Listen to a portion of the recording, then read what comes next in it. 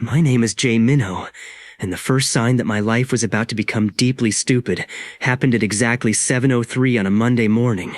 I woke up because I could hear my neighbor whispering, not yelling, not talking through the wall, whispering. Mr. Han from apartment 904 was in apartment 904, 2 concrete walls away, telling his wife that he had secretly eaten the last pudding cup at midnight and blamed their 8-year-old son. I lay in bed staring at my ceiling. At first, I thought I was dreaming. Then I heard Mrs. Han whisper back that she already knew because she had installed a tiny camera inside the refrigerator to catch whoever kept stealing her yogurt. There was a pause. Then Mr. Han said, very quietly, that marriage had become a police state. I sat up. My apartment was silent, but the Han family's breakfast conspiracy came through the wall like they were crouched beside my pillow. I checked my ears. I checked under my bed. I even checked my phone in case some psycho had accidentally connected me to a family surveillance live stream. Nothing. Then I heard the old lady 1 floor below muttering while watering her plants. Then the guy across the hall brushing his teeth while practicing a breakup speech. Then a delivery driver in the lobby complaining that someone had ordered 12 bottles of sparkling water to the 9th floor without an elevator tip. That was when my brain finally accepted the impossible. I could hear farther than before, not a little farther. Exactly 10 meters farther. I knew the number because I tested it like a maniac. I stood in my hallway with a measuring app, a tape measure, a map of my building, and the kind of determination normally seen in people hunting ghosts or trying to prove their landlord is stealing electricity. At 62 meters, I could hear a security guard humming. At 63, I could hear his jacket zipper scrape against a chair. At 64, nothing. The day before, my hearing had been normal. That morning, the edge of my hearing had moved outward by 10 meters. I thought maybe I had awakened some legendary ability. I was 24, unemployed, broke, and surviving on convenience store triangle kimbap. If the universe was finally giving me a cheat skill, I was ready to accept it with dignity. Unfortunately, my first supernatural achievement was discovering that the couple in 702 used baby talk with each other. I had not been prepared for that level of horror. By noon, I had heard 12 arguments, 3 people singing off-key, 1 woman pretending not to be home while her mother rang the doorbell, and a teenage boy rehearsing the phrase, "I am an alpha," before calling his crush. I nearly called emergency services on his behalf. That night, I put on noise-canceling headphones. They did nothing. The sound wasn't louder. That was the weird part. My ears weren't super sensitive in the normal sense. I could still choose what to focus on. It was more like every sound inside a certain radius had become available to me, like I had been given access to a giant invisible menu. If I concentrated on my refrigerator, I heard the motor. If I concentrated on apartment 904, I heard Mr. Han lying about pudding. If I concentrated on the street, I heard a taxi driver quietly begging a red light to turn green before his passenger threw up. So I slept with a pillow over my head and decided I would deal with the problem tomorrow. Tomorrow punched me in the face. At 7 o'clock the next morning, the range expanded again. 10 more meters. No warning. No glowing screen. No floating system message telling me congratulations. Chosen one. Your ears are now slightly more cursed. Just another clean 10 meters. I measured it obsessively. Day 3, 10 more. Day 4, 10 more. Day 5, 10 more. It happened every morning like rent, except rent only ruins you once a month. By the end of the first week, I could sit on my toilet and hear the convenience store cashier downstairs muttering insults at customers who bought lottery tickets 1 number at a time. That was also when I discovered the first rule of my ability. Distance mattered, but walls barely did. Concrete weakened sound slightly, yet if something was inside my current radius, I could find it. Pipes, floors, traffic, music, whispers, chewing, snoring. My brain separated everything as if each sound had its own channel. I tested how many conversations I could follow at once. The answer was 7. At 8, my thoughts turned into soup. I spent the next 2 weeks training because apparently I had become the world's least intimidating superhero. Push-ups? No. Running? Absolutely not. I sat cross-legged on my floor, and tried to listen to different things at different distances. A kettle boiling in my kitchen. 2 office workers arguing outside. A kid bouncing a basketball behind the building. A dog barking from a rooftop terrace. The landlord on the first floor counting cash. The cashier whispering lottery numbers. Mr. Han opening a pudding cup like a criminal mastermind. By week 3, I could lock onto voices by direction and remember them. That was how I learned my landlord, Mr. Gong, had been charging 6 tenants for the same shared maintenance fee twice. I did not confront him. I simply waited until he was in the lobby bragging to another landlord about it, walked downstairs, stood beside him, and casually repeated the exact amount he had hidden in his sock drawer. He turned white. I told him the building had ears. He refunded everyone that afternoon. The tenants called it a miracle. Mr. Gong started leaving rice cakes in front of the security camera. I ate them. Listen, if a grown man wants to bribe a haunted apartment building with snacks, I am not morally strong enough to interfere. By the end of the month, my hearing radius had expanded by roughly 300 meters. 300 meters sounds manageable until you live in Seoul. 300 meters meant hundreds of apartments, shops, alleys, cars, cafes, and offices. It meant thousands of voices passing through my invisible range every day. The city was no longer background noise. It was a group chat I could not leave. At first, I made rules. No listening to bedrooms. No listening to bathrooms. No listening to anyone crying unless they were in danger. No using private information for money. No interfering with couples. Rule 4 survived 6 days. I was buying instant noodles when I heard 2 college guys outside whispering about a rigged claw machine in the arcade next door. They had discovered the machine's grip strength increased after exactly 19 failed attempts. I looked through the window. Inside the machine was a giant limited edition penguin plush worth almost 200,000 won online. I am not proud of what happened next. Actually, that is a lie. I am extremely proud. I waited until 19 children had sacrificed their allowances to the mechanical demon, walked in, inserted 1 coin, and won the penguin on my first try. A 12-year-old stared at me like I had killed his bloodline. I gave him the penguin. Then I heard his mother whisper, "Thank God, now we can leave." Heroism feels different when the person you rescue is the parent. 2 days later, my ability saved me from a scam. A guy approached me near the subway and claimed he was collecting donations for abandoned puppies. He had a clipboard, a sad face, and a laminated photo of a golden retriever. Unfortunately for him, 50 meters away, his partner was sitting in a parked van saying, "If this idiot gets 5 more people, we can buy the new console tonight." I smiled. I asked the collector if the abandoned puppies preferred the standard console or the deluxe version. His soul left his body. He ran. I followed him for 20 meters while making barking sounds. Not because it helped, because I had power now, and power corrupts people in mysterious ways. By month 2, I could hear across several city blocks. That was when my daily life became ridiculous. I would be eating breakfast and suddenly hear a dentist 3 buildings away whisper, "Where did I put the tooth?" I would be taking a shower and hear a fitness trainer secretly eat fried chicken in the parking lot while telling his client by phone that discipline was everything. I would be trying to sleep and hear someone on a rooftop practicing an apology to his cat. The cat did not accept. One morning, I heard something that nearly made me choke on cereal. A woman in an office building across the street was whispering to her coworker about a handsome new employee. She said, "He's so pretty I would let him ruin my credit score." Her friend replied, "Girl, stand up," the woman said. "I am standing. That's the problem." I sprayed milk out of my nose so violently I almost baptized my television. At that moment I realized the true danger of my power was not secret government conspiracies. It was hearing people say absolutely unhinged things when they thought nobody was listening. Humans were disgusting. Humans were hilarious. Humans needed adult supervision. And I had accidentally become the supervisor. The first real problem came on day 68. I was at a cafe pretending to work on my resume when I heard a quiet voice from a jewelry store almost 600 meters away. A man was whispering behind the building. He said the delivery would arrive at 3:20. Another man said the backdoor alarm had a 12-second delay. A third complained that the ski mask smelled like old ramen. I froze with my iced coffee halfway to my mouth. They were planning a robbery. Now, I had rules about privacy. I did not have rules about idiots committing felonies within earshot. I checked the time. 3:08. 12 minutes. I could call the police. But what would I say? Hello, officer.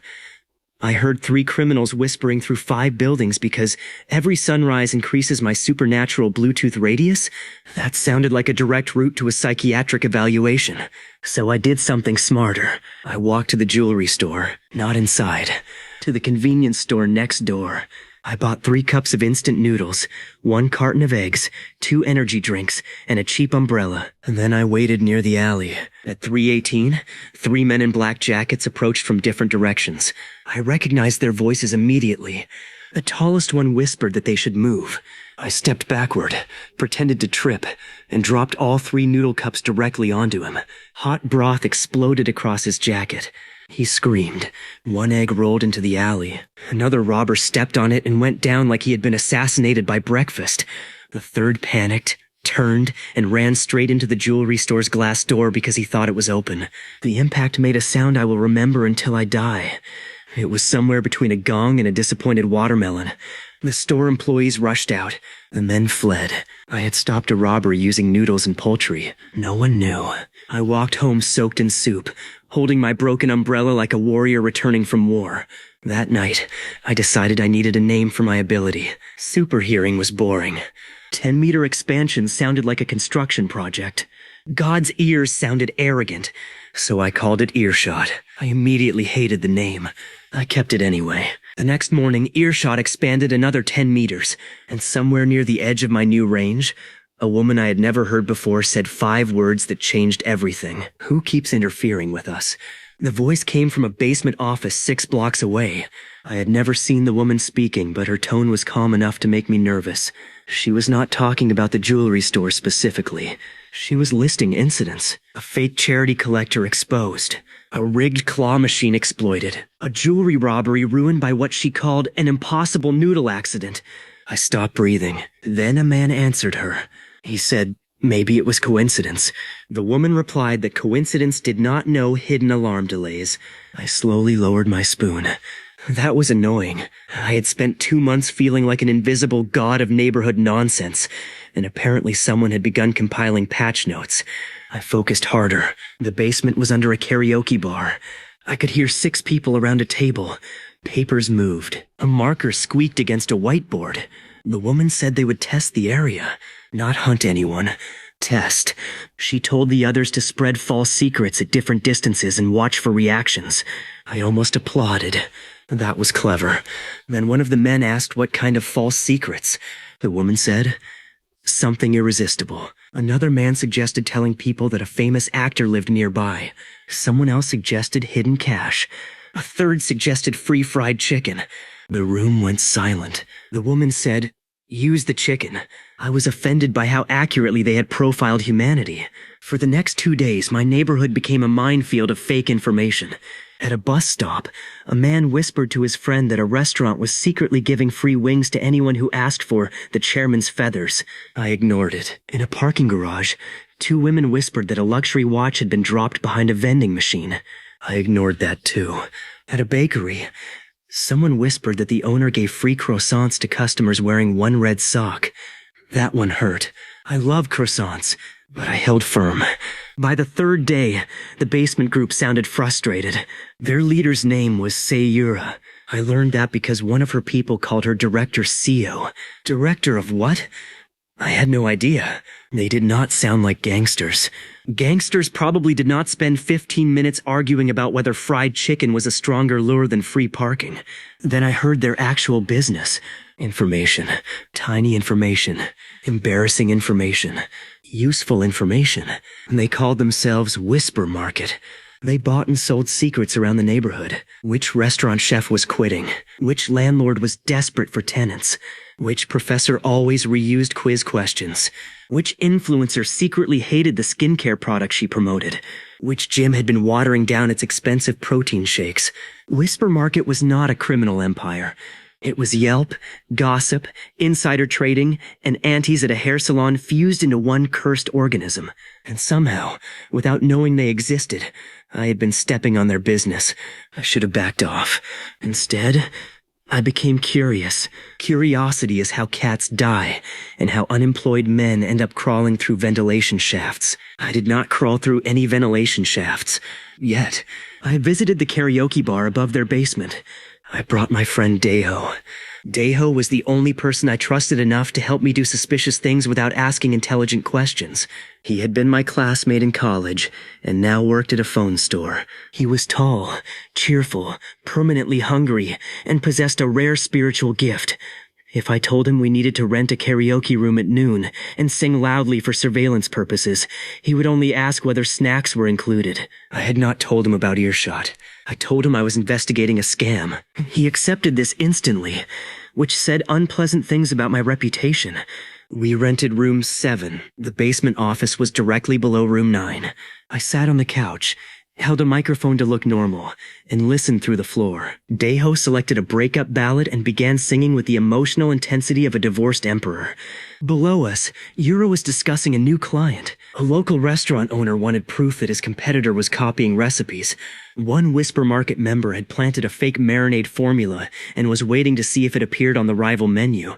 That was when Daeho hit a note so terrible 3 conversations vanished from my focus at once. I threw a cushion at him. He thought I was encouraging him. He got louder. Below us, Yura suddenly stopped speaking. My stomach dropped. She asked if anyone else heard that. One of her people said the ceiling sounded like a walrus getting divorced. That was fair. Yura said no, not the singing. She said the chair above them had moved at the exact moment she whispered the fake marinade formula. I froze. Oh, she was testing again. The karaoke room itself was bait. I looked at Daeho. He was now on his knees singing to the television as if the lyrics had murdered his family. I needed to leave naturally, so I joined him. For the next 6 minutes, I screamed a duet badly enough that the employee knocked on the door to ask if everything was okay.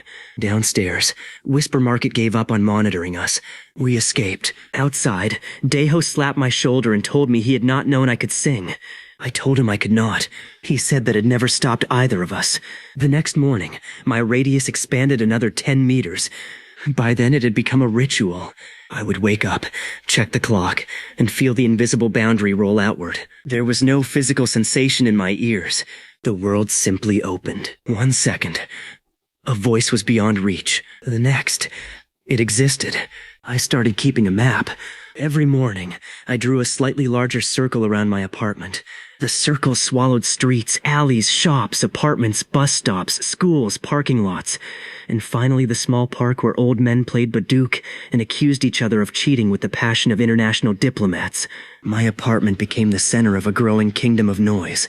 The problem was that Yura's basement was now well inside it, so I heard her plan her next test. This time, she wanted a secret too useful to ignore. At 2:00 p.m., one of her members would sit in a cafe and whisper that the city parking office had accidentally issued 50 prepaid parking cards, each loaded with 200,000 won, and hidden them in an abandoned locker near the subway. I did not care about parking cards. I did care that I heard which locker. Then Yura added a second layer. Anyone who opened the locker would be photographed. I smiled. Finally, a game. At 1:55, I called Daeho. I told him to meet me at the subway wearing the most ridiculous outfit he owned. He arrived in a long beige coat, mirrored sunglasses, a bucket hat, and a bright yellow face mask with a duck beak printed on it. I stared at him. He said, "You said ridiculous." I had expected maybe sandals with socks. Daeho looked like a poultry-themed drug dealer. I pointed him toward the locker. He asked what was inside. I said probably nothing. He asked why he was opening it. I said because there might be a camera. He nodded. Again, no intelligent questions. I positioned myself 70 meters away, outside the likely camera angle, and listened. One Whisper Market member was inside a parked car with a telephoto lens. Another was pretending to read a newspaper. A third stood by a vending machine. Yura herself was in a cafe across the street. Daeho approached the locker. He opened it. Inside was a single envelope. He picked it up.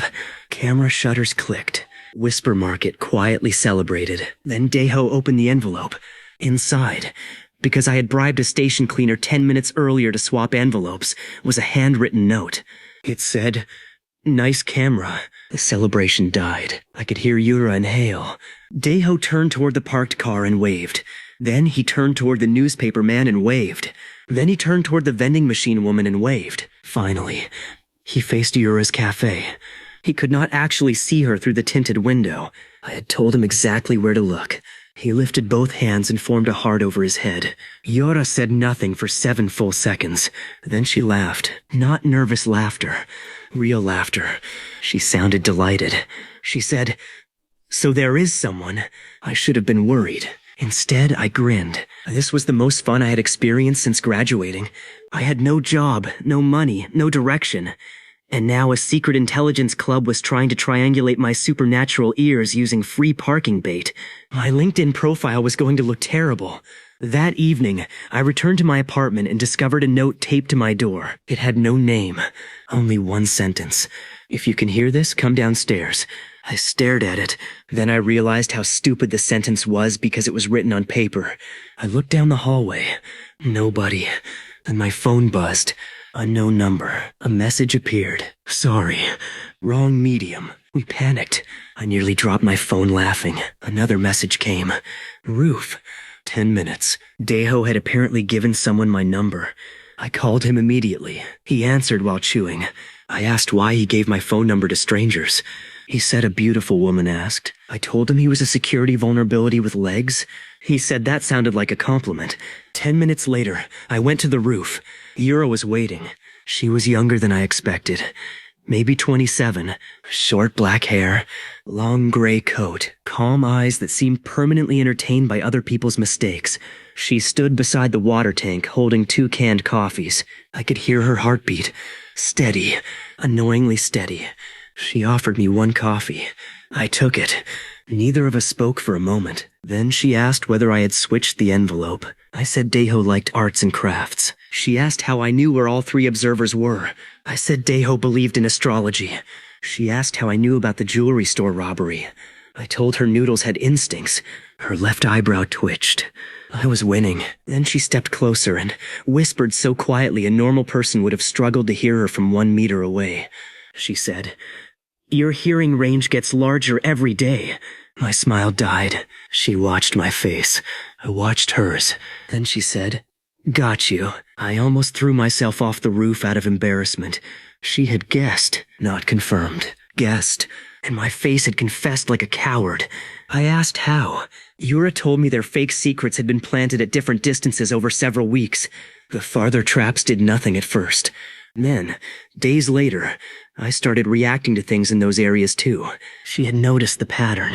Roughly 10 meters per day. I stared at her. She stared back. Then she took a sip of coffee and said, "That is the dumbest superpower progression I have ever heard." I agreed. She asked whether it ever stopped. I said no. She asked what happened when I slept. I said nothing. She asked whether I could hear people fart. I told her I was ending the conversation. She said that meant yes. For the record, yes, I can hear farts. I can also tell which direction they came from. This is not a gift. This is divine punishment with surround sound. Yura laughed so hard she had to lean against the water tank.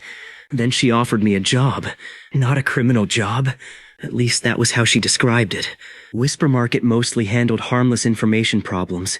Cheating at local tournaments, fake reviews, business sabotage, missing pets, stolen deliveries, secret recipe theft, romantic misunderstandings, workplace gossip, neighborhood disputes. She wanted me as a consultant. I said absolutely not. She offered 3 million won per month. I asked when I started. Do not judge me. Principals are expensive and my electricity bill was due. The next morning, my hearing expanded another 10 meters, and I began my first day as the world's most overqualified neighborhood eavesdropper. Whisper Market's office was much less impressive than I had imagined. I had pictured black monitors, encrypted phones, maybe a wall covered in photographs connected by red string. Instead, I found 6 folding chairs, 2 old computers, a mini fridge that made an alarming rattling sound, and a whiteboard with the words "Stop buying expensive markers" written in 3 different expensive markers. Yoda introduced me to the team. There was Choi Bomi, a former hotel concierge who could remember faces after seeing them once. Park Jinzuk, an accountant who somehow knew the price of everything and enjoyed exposing fake discounts with the enthusiasm of a war criminal. Iera, A graduate student who specialized in online rumors and could identify a person's neighborhood from the background of their food photos. And twins named June and June, which I initially assumed was a joke. It was not. Their parents had apparently decided childhood confusion built character. One twin handled cameras. The other did field work. I asked which was which. Both answered, yes. I immediately hated them. Yura told everyone my ability was confidential. Then Bomi asked whether I could hear through walls. I said yes. Jinsuk asked how far. I told him currently around 700 meters. Ara slowly looked toward the restroom. I told her I had rules. She said, good, because some secrets deserve to die with the plumbing. That became office policy. My first official case involved a missing cat. Not a normal cat. A white Persian named Chairman Meow who belonged to a wealthy bakery owner. The owner offered 500,000 won if we found him. Chairman Meow had vanished from a third-floor apartment the night before. Yura handed me a photo. I asked what I was supposed to do with it. She said, listen for a cat. I stared at her.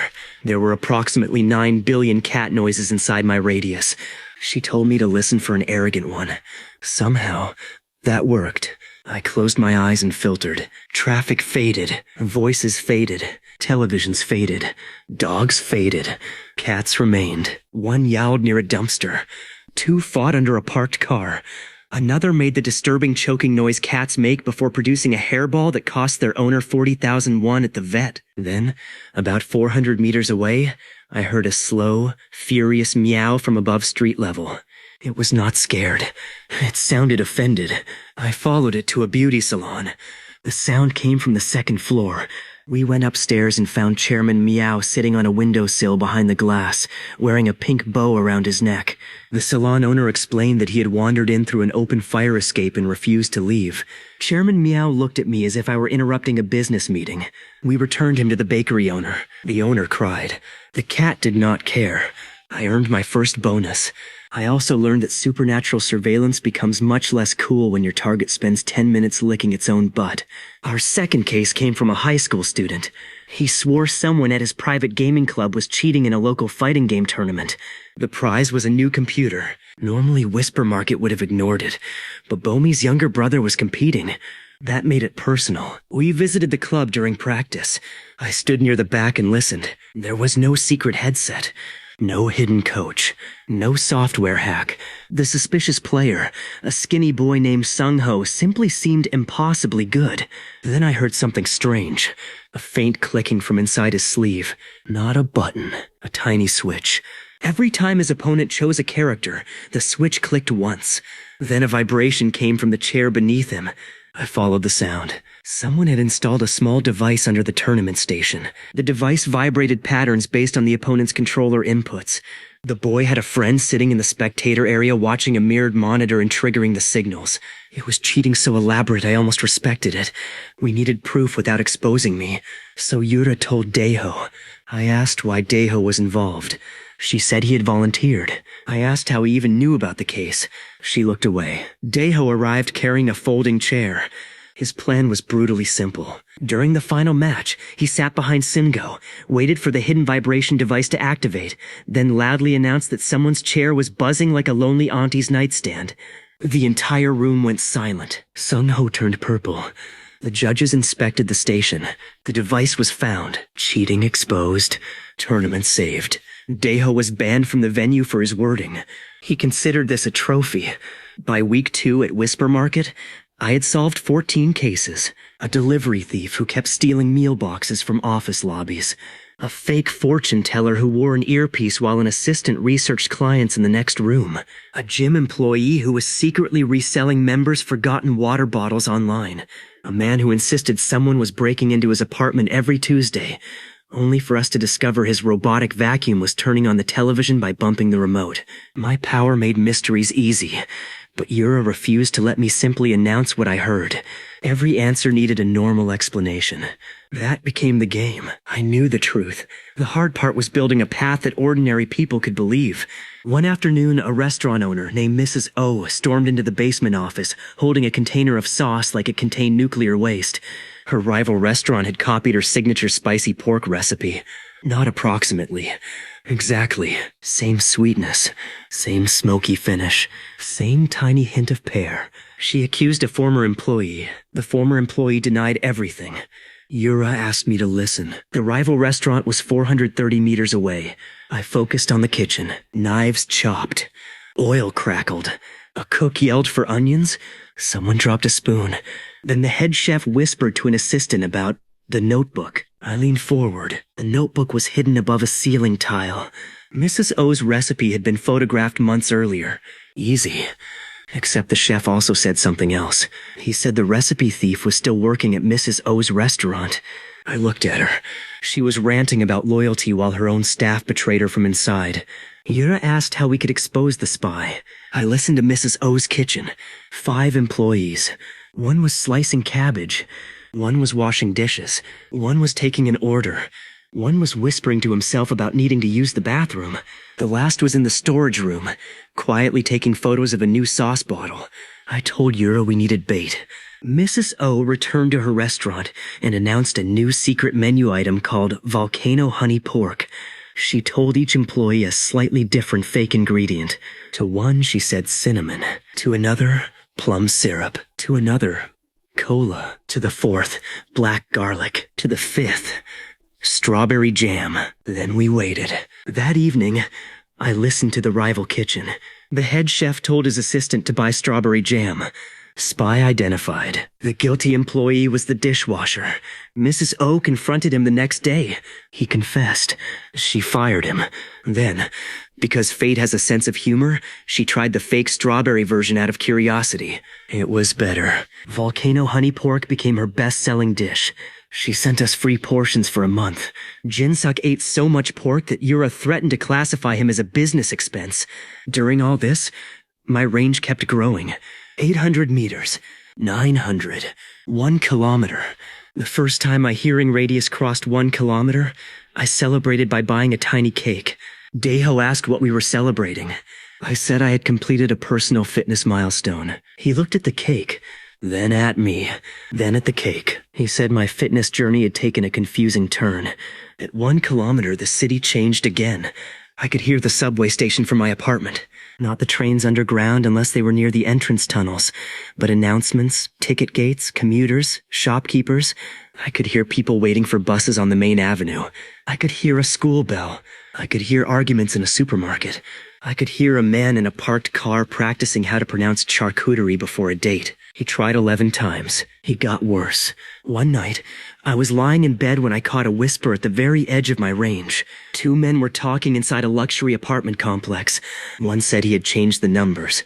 The other asked whether anyone would notice. The first laughed and said no one ever checked the raffle balls twice. I sat up. The Neighborhood Shopping Association was holding a giant promotional raffle that weekend. First prize was a car. Second prize was a refrigerator. Third prize was a year of free groceries. Thousands of people had entered, and apparently someone had rigged it. I called Yura. She answered on the second ring and asked why I sounded excited. I told her we had a case. She asked whether it could wait until morning. I said there was a car involved. She hung up. 5 minutes later, she called back fully awake. I respected her priorities. The next day, Whisper Market investigated. The raffle used a transparent drum filled with numbered balls.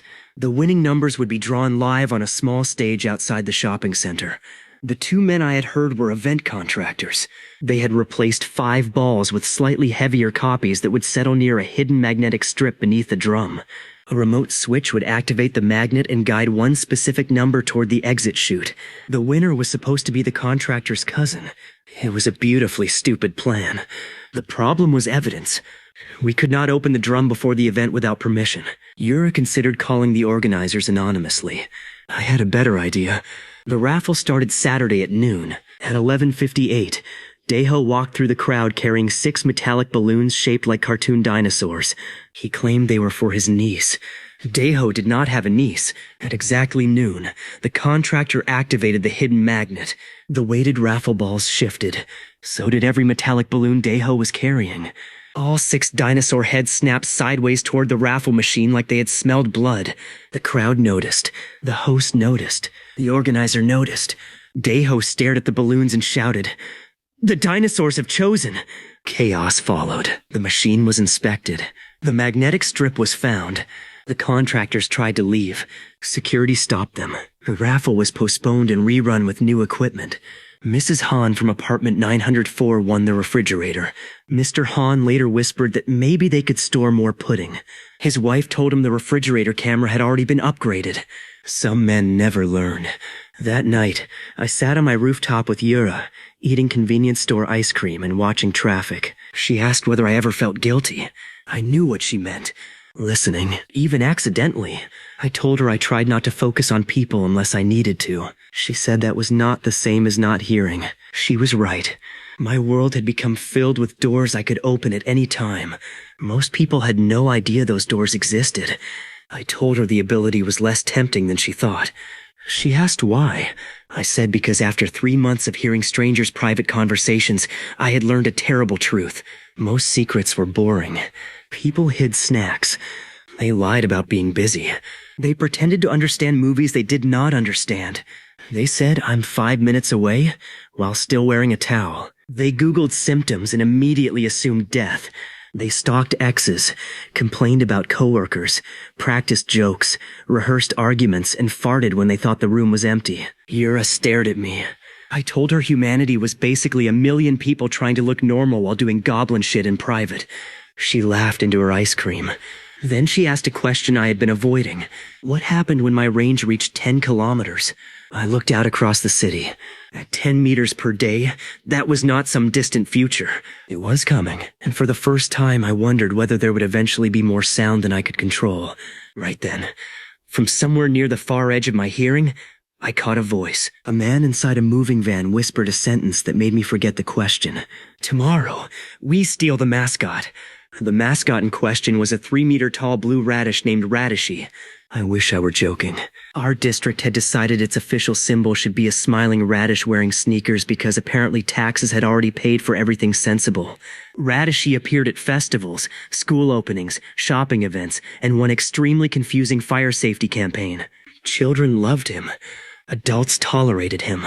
Local politicians hugged him with the dead eyes of people whose careers had gone somewhere unexpected. And someone was planning to steal him. I listened to the van until it left my range. 3 men inside. They had rope, a moving blanket, bolt cutters, and an argument about whether Radishy would fit through a standard cargo door. One man insisted the head came off. Another said that was horrifying. The third said, "It's a radish, not your grandpa." I called Yura. She did not answer. I called again. She answered and said if this was another raffle, she was blocking me. I told her someone was stealing Radishy. Silence. Then she asked whether I had been drinking. I said no. She asked whether Radishy was a person. I said emotionally, maybe.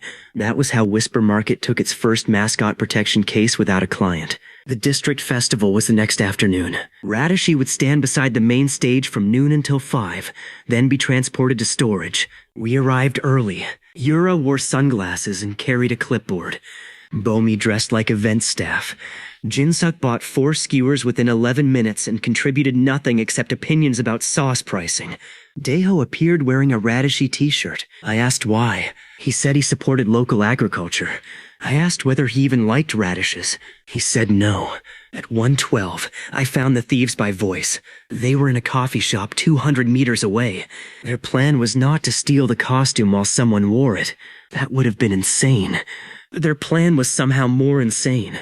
At 4, the mascot performer would take a break. The empty costume would be placed behind a temporary curtain near the stage. One thief would release 20 helium balloons into the crowd.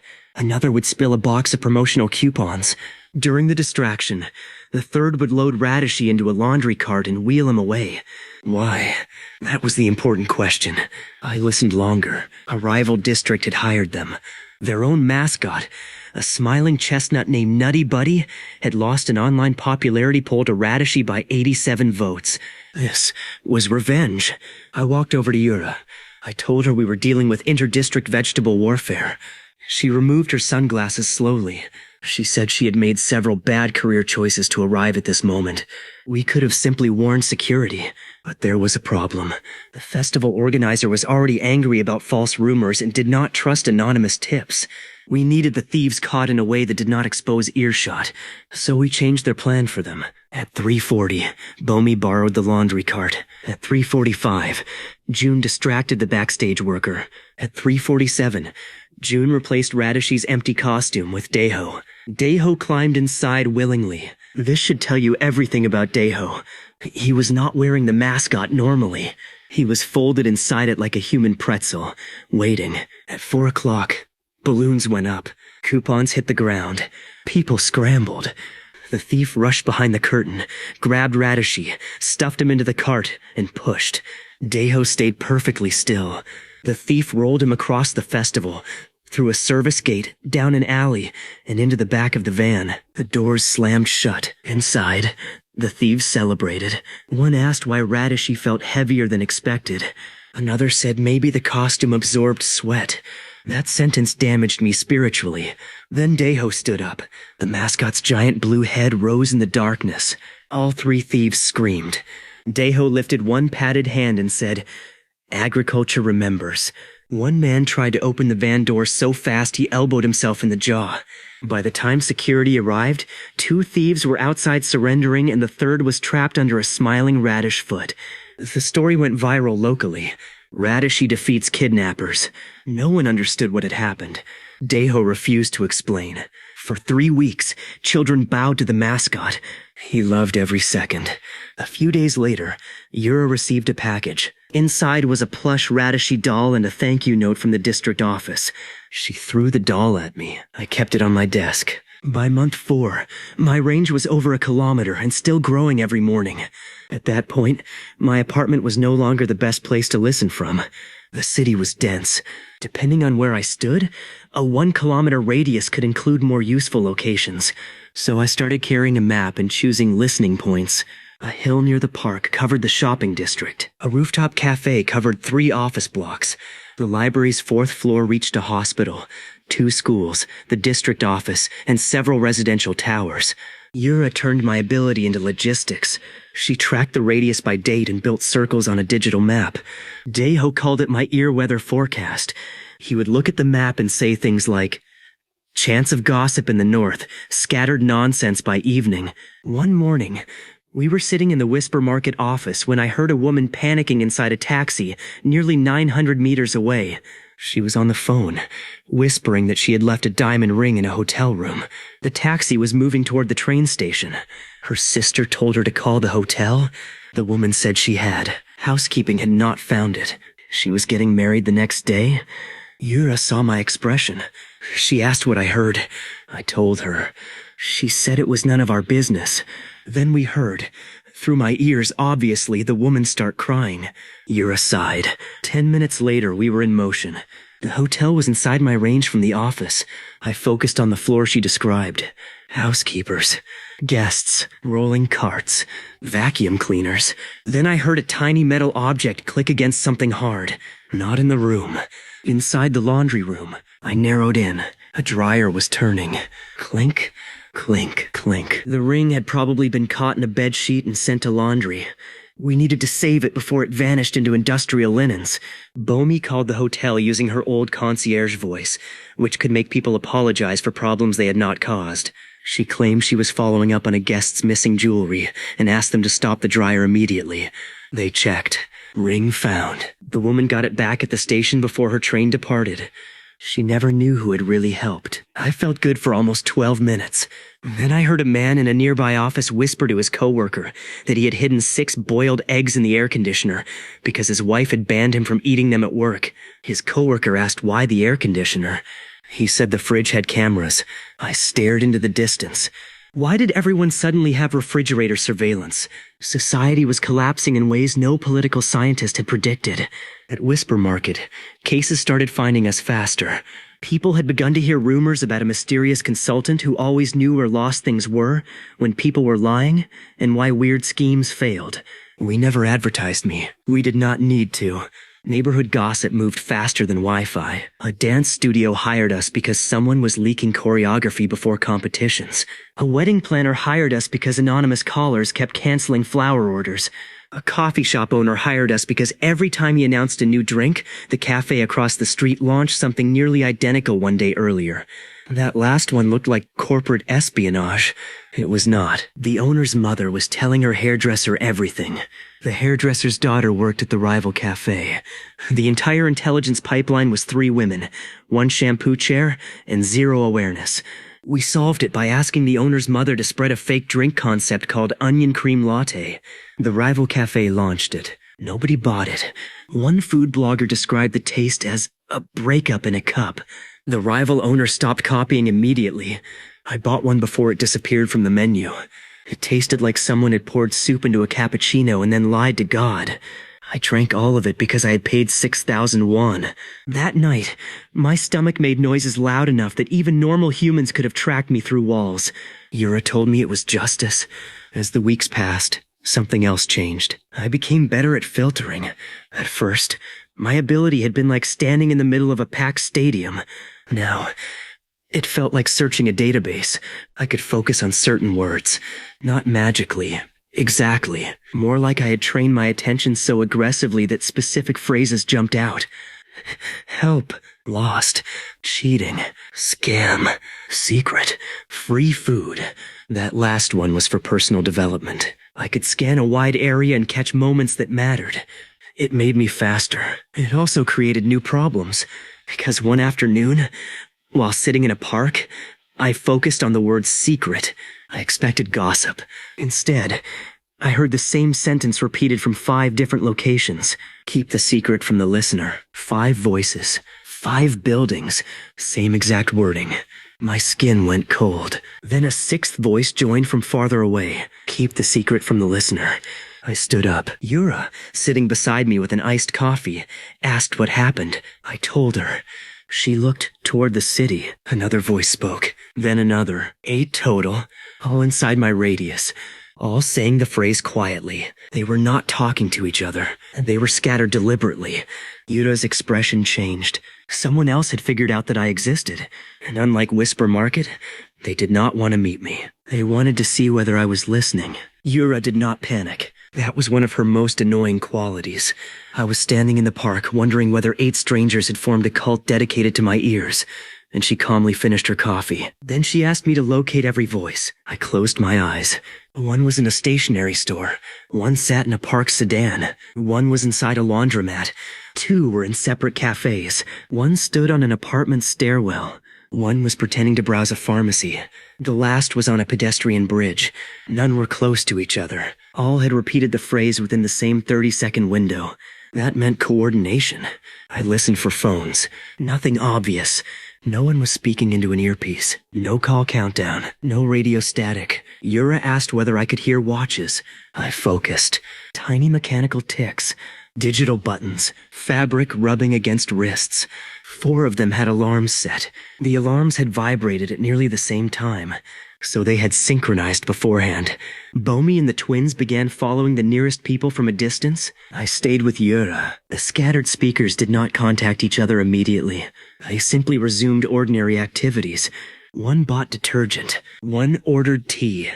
The man in the pharmacy purchased digestive medicine and whispered that he should never have trusted a 2-for-1 buffet. Not every mystery needed solving. 20 minutes later, the pedestrian bridge man moved. He walked 6 blocks east and entered a building called Hush House. I had passed it before. I thought it was a language academy. The sign showed a finger pressed to smiling lips. Yura knew the name. Hush House rented private meeting rooms. Not normal meeting rooms. Extremely private ones. Their walls were layered with acoustic insulation. They used white noise generators, vibration dampers, sealed doors, and little lockers where customers surrendered their phones. Politicians used it. Celebrities used it. Couples having affairs probably used it and then went home to post inspirational quotes about loyalty. The company's entire product was secrecy. I stared at the building. Of course, the professional secrecy people hated me. I was basically termites for their business model. The bridge man entered. Then something strange happened. His footsteps disappeared. Not faded, disappeared. He had entered one of the insulated rooms. For the first time since my ability began, a location inside my radius went nearly silent. I could still hear the building itself.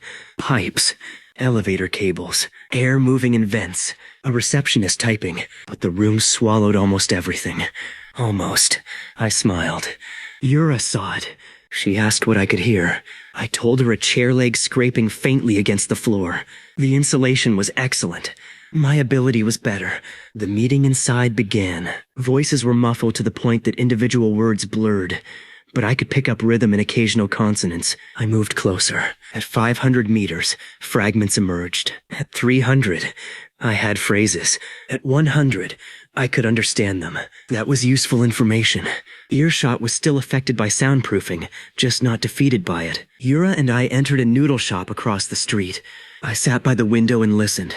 Inside Hush House, the bridge man reported that none of the 8 bait phrases had caused an obvious reaction. A woman answered him. Her name was Kang Sori, owner of Hush House. Sori had heard rumors about Whisper Market's impossible consultant.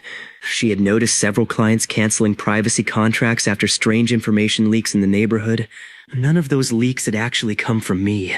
Probably, maybe 2, 3 at most. Anyway, Sori thought Whisper Market had developed new surveillance technology. She wanted to identify it and protect against it. That was reasonable. Then she said she planned to hire us. I almost inhaled a noodle through my nose. Yura asked what happened. I told her Hush House wanted to hire Whisper Market to investigate Whisper Market. She stared at me. Then she started laughing. It was perfect. The next morning, Kang Sori walked into our basement office. She was elegant, serious, and dressed like the human form of a non-disclosure agreement. Her black suit had no visible brand. Her phone was in a signal-blocking pouch. She carried a paper notebook instead of a tablet. She sat across from Yura. I sat at my desk pretending to organize receipts.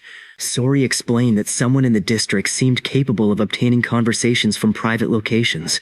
She wanted Whisper Market to identify the method. Yura asked what evidence she had. Sori described several incidents. A businessman had discussed a secret menu change in a Hush House room. A rival restaurant somehow prepared a response the next day. A local influencer had planned a surprise product launch. A competitor posted hints hours later. A landlord had discussed raising rent. Tenants protested before notices went out. As I listened, something became clear. Those were not my leaks. I looked at Yura. She noticed. Sori's business really had been compromised. Someone was eavesdropping on Hush House. That made the case interesting. Yura accepted. Sori paid half up front. After she left, Yura locked the door and pointed at me. She asked if I had leaked any Hush House conversations. I said no. She narrowed her eyes. I admitted I had once heard a man inside Hush House practicing a marriage proposal and accidentally told Daeho the restaurant he planned to use. Daeho then happened to be at that restaurant and clapped too early. The proposal still succeeded. Yura rubbed her temples. I told her that did not count as industrial espionage. She agreed reluctantly. We began investigating. Hush House had 12 private rooms. Each room used double walls, floating floors, sealed ventilation ducts, and sound masking. No hidden microphones had been found. No staff member had access to all client schedules. No devices were allowed inside. On paper, the place was secure. With earshot, I could listen from outside if I got close enough. But nobody else should have been able to, unless someone had a power like mine. That thought stayed in my head. I had never considered the possibility seriously. Why would I be the only weird person in the city? Maybe somewhere out there was a guy whose eyesight extended 10 meters every morning. Maybe he had already seen every rooftop pigeon in Seoul and regretted everything. Maybe another guy could smell 10 meters farther per day. That poor bastard would deserve compensation from the government. Imagine reaching month 6 and detecting every subway restroom in a 3-kilometer radius. I would walk directly into the ocean. We spent 2 days observing Hush House. I listened to employees. Nothing. I listened to maintenance workers. Nothing. I listened to customers before and after meetings. Mostly boring. One couple rented a privacy room just to eat fried chicken without their dieting friends knowing. I respected them. Then, on the 3rd day, I noticed a sound, a tiny repeated tap. It happened whenever someone spoke loudly in room 4. Tap, tap, tap, tap. Not inside room 4. Inside the utility closet next door. I focused. A thin object was vibrating against a pipe. Someone had attached something to the water line. We inspected the closet with Sori's permission. Behind a maintenance panel, June found a homemade contact microphone pressed against a copper pipe. The microphone did not record voices directly. It picked up vibrations traveling through the building's plumbing and structure. The signal wire ran downward through an old conduit. We followed it to the basement. It ended in a storage locker belonging to the neighboring building. Inside was a recorder, but the recorder was empty. Someone had removed the memory card that morning. I listened across the block. A man was walking quickly while whispering into his phone. He said the bug had been discovered. A voice on the other end told him to dump the card. I locked onto his footsteps. He was 600 meters away and moving toward a drainage canal. Yura told the twins to intercept. They were too far. Daeho happened to be nearby. Because somehow, whenever society needed a large reckless man with poor judgment, Daeho appeared like a summoned creature. I called him. I told him a man in a green jacket was about to throw a memory card into the canal. Daeho asked why. I said, long story. He asked what he should do. I said stop him without assaulting him. Daeho hung up. Through earshot, I heard him running. I heard the suspect reach the canal. I heard him pull a tiny plastic case from his pocket. Then I heard Daeho shout from behind him that there was a free smartphone giveaway in the opposite direction. The suspect actually turned. Human greed remains undefeated. Daeho crashed into him accidentally on purpose, apologized dramatically, and knocked the card case onto the ground.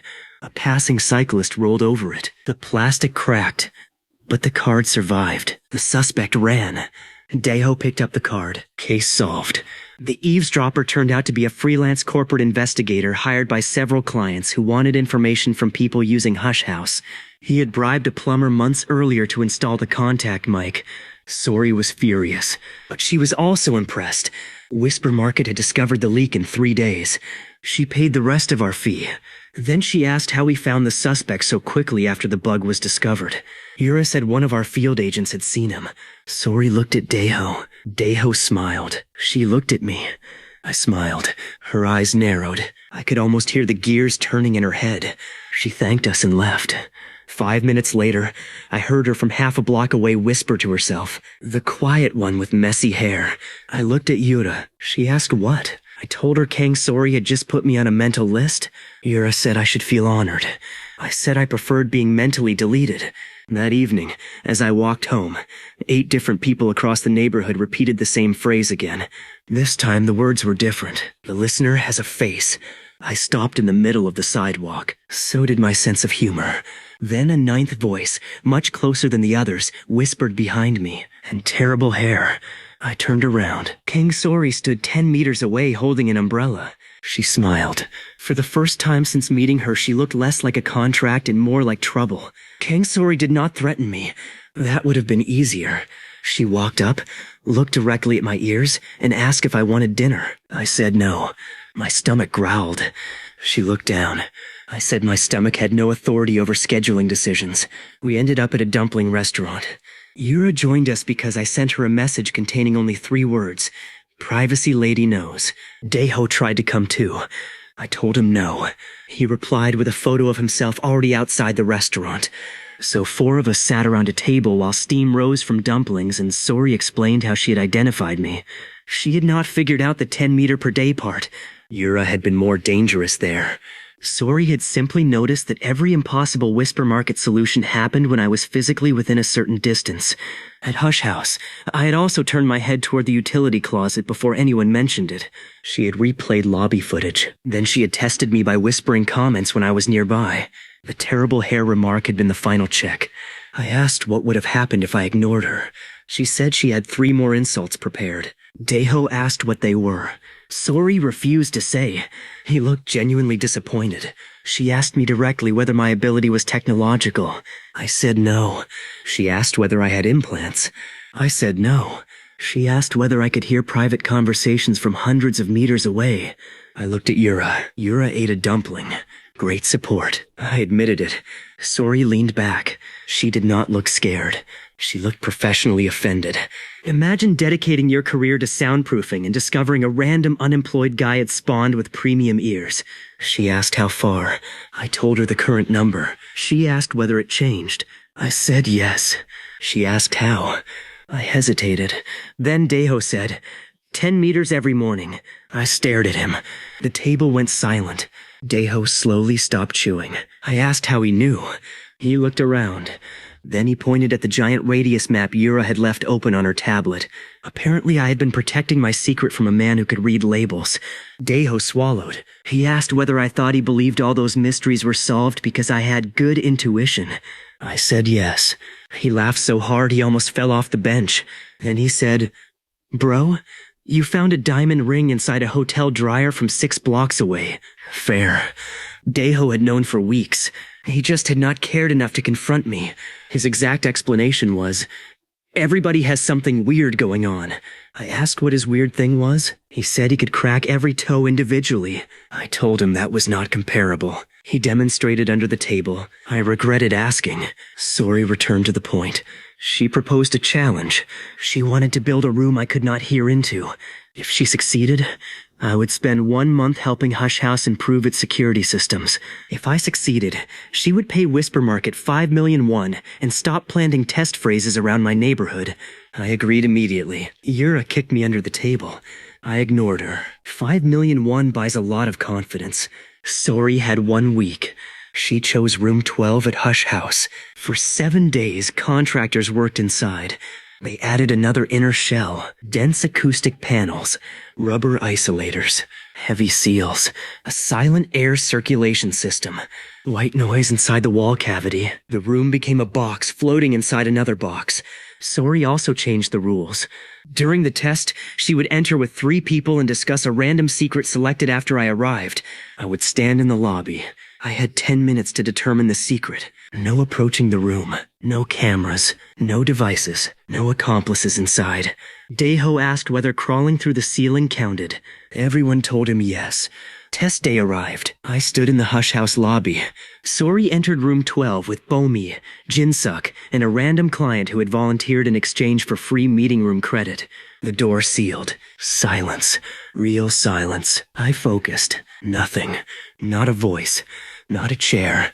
Not breathing. Room 12 had become a black hole in my hearing. Sori had done it. For the first minute, I was impressed. For the second, I was annoyed. For the third, I became petty. I stopped trying to hear inside the room. That was the mistake Sori had made. She thought the secret existed only where it was spoken, but people carried information around themselves. I listened to the lobby receptionist. Nothing. The hallway. Nothing. Outside the building. Cars. Pedestrians. A delivery rider arguing with navigation. Then I heard the elevator motor. Someone had used it 5 minutes before the test. Not useful. I listened to the vending machine. A coin dropped earlier. Also useless. I scanned Bomi's desk at Whisper Market, almost a kilometer away. Her phone was ringing. No, Jinsuk's apartment. His robot vacuum was stuck under a chair. No. I listened to the random volunteer's phone, locked in the Hush House storage cabinet. A message notification buzzed. Then another. Then a phone call. The caller left a voicemail. I focused. A woman said, "Dad, if they ask for a secret, do not tell them about the wig." I opened my eyes. Oh no. No way. I checked the clock. 4 minutes left. Inside room 12. I could hear nothing. But I knew the volunteer had a daughter and apparently a wig-related national emergency. Would Sori choose that as the secret? Probably not.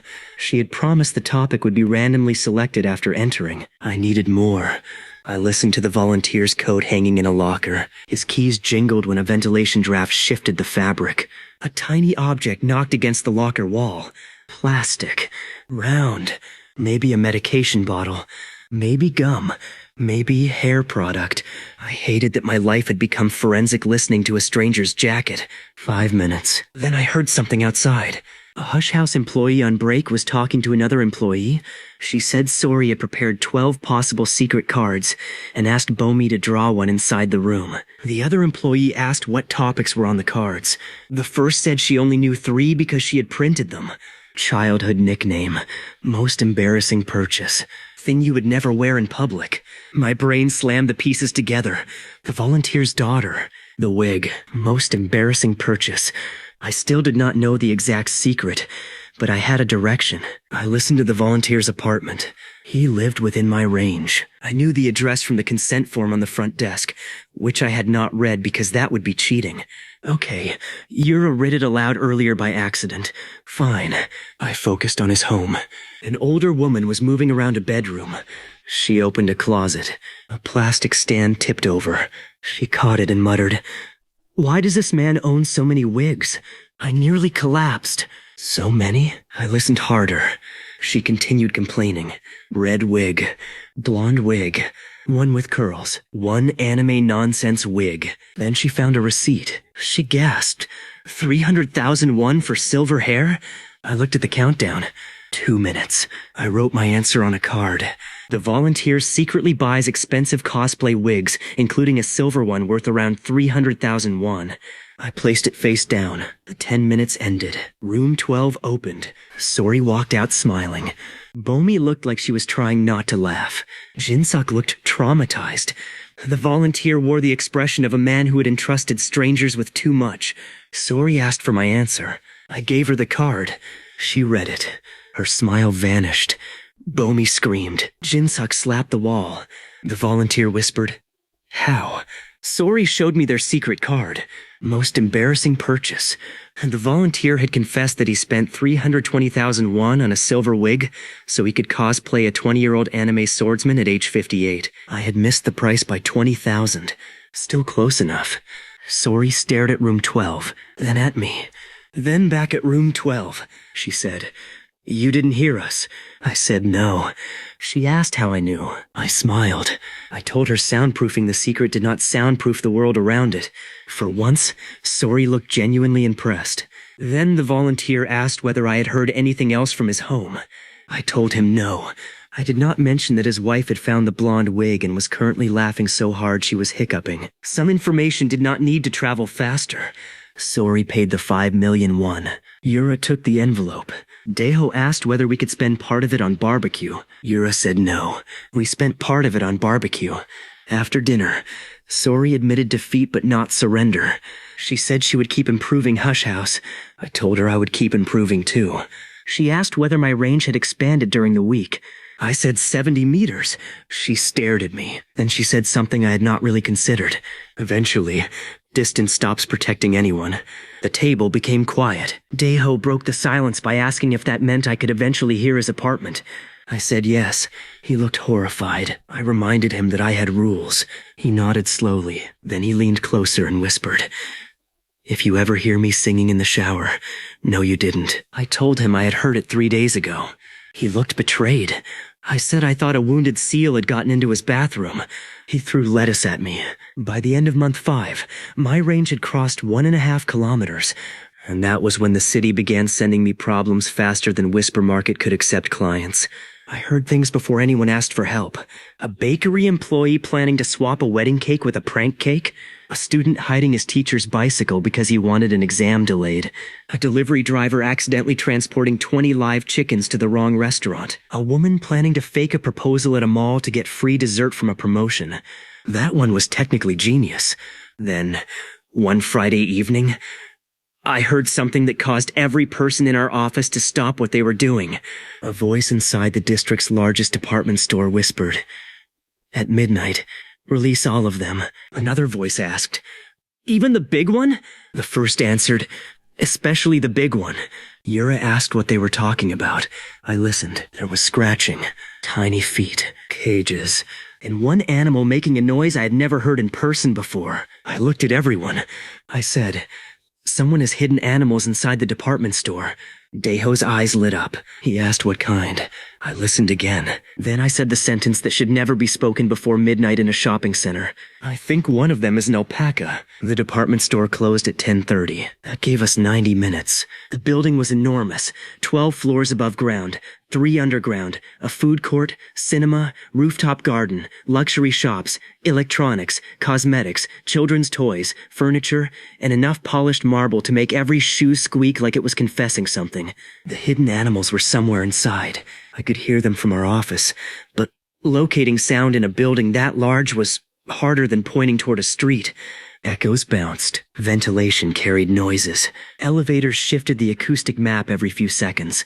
So we went closer. At 10:52, Whisper Market entered through a staff door using temporary passes Yura obtained from the overnight security manager. She had told him there might be an animal release prank. He did not believe her until I told Yura exactly where a goat had just sneezed. Security checked a storage room on the 5th floor. There was a goat. After that, nobody asked too many questions. We split up. I stood in the central atrium and listened. Cages scratched on floor 6. Bird wings rustled on 8. Something small ran behind a wall on 4. The alpaca was on 11. I could tell because it kept making a low humming sound while someone nearby whispered, "Stop looking at me like that." The person was one of the pranksters. There were 4 of them, all former employees of a promotional events company. The department store had canceled their animal-themed holiday event without paying the final fee. So they had decided to release the animals after closing, film the chaos, and make the store look incompetent. Petty revenge, stupid execution, excellent content potential. Their plan depended on opening all the cages remotely at midnight. The cages were connected to cheap smart locks. Jinsak asked why we did not simply disconnect them. I listened to the pranksters. They had installed backup release cords. If the smart locks failed, one of them would pull the cords manually. Yura asked how many animals. I counted sounds. 4 goats, 12 rabbits, 8 chickens, 3 geese, 1 miniature pig, at least 30 hamsters, 2 peacocks, and the alpaca. Daeho looked delighted. I told him this was an emergency, not a birthday party. He asked whether he could ride the alpaca. I said absolutely not. The alpaca later answered for me by spitting on him. At 11:08, we found the first prankster on floor 8. Security caught him near the bird cages. He claimed he was only checking ventilation. Then a peacock screamed behind a curtain. It is difficult to maintain a lie when a peacock sounds like someone being murdered by a trumpet. He surrendered, but the others realized something was wrong. They started moving. I tracked all 3 by voice. 1 went toward the 5th floor cages. 1 moved to 11. The last descended toward the basement control room where the smart lock hub was hidden. Security could not reach all of them in time, so we improvised. Bomi took 5th. The twins went basement. Yura and I headed for 11. Daeho followed despite having no assigned role because, in his words, "The alpaca knows me now." At 11:21, we reached the furniture department. An entire section had been blocked with temporary panels. Behind them, I heard the alpaca chewing. The prankster inside was trying to move its cage. Yura signaled security. Before they arrived, the man opened the cage. The alpaca stepped out. He grabbed its harness. The alpaca disagreed. There are moments when a human being realizes he has made a tactical error. This was one. The animal dragged him through a display bedroom. A lamp fell. A pillow exploded. The man stumbled over a decorative ottoman. Then Daeho ran forward, arms open, shouting, "My brother!" The alpaca stopped. It stared at him. For one beautiful second, Daeho looked like the chosen hero of an agricultural fantasy. Then the alpaca spat directly into his mouth. I have heard sounds people make during car accidents, surprise proposals, dental surgery, and spicy food challenges. Nothing compares to a grown man realizing livestock saliva has crossed his lips.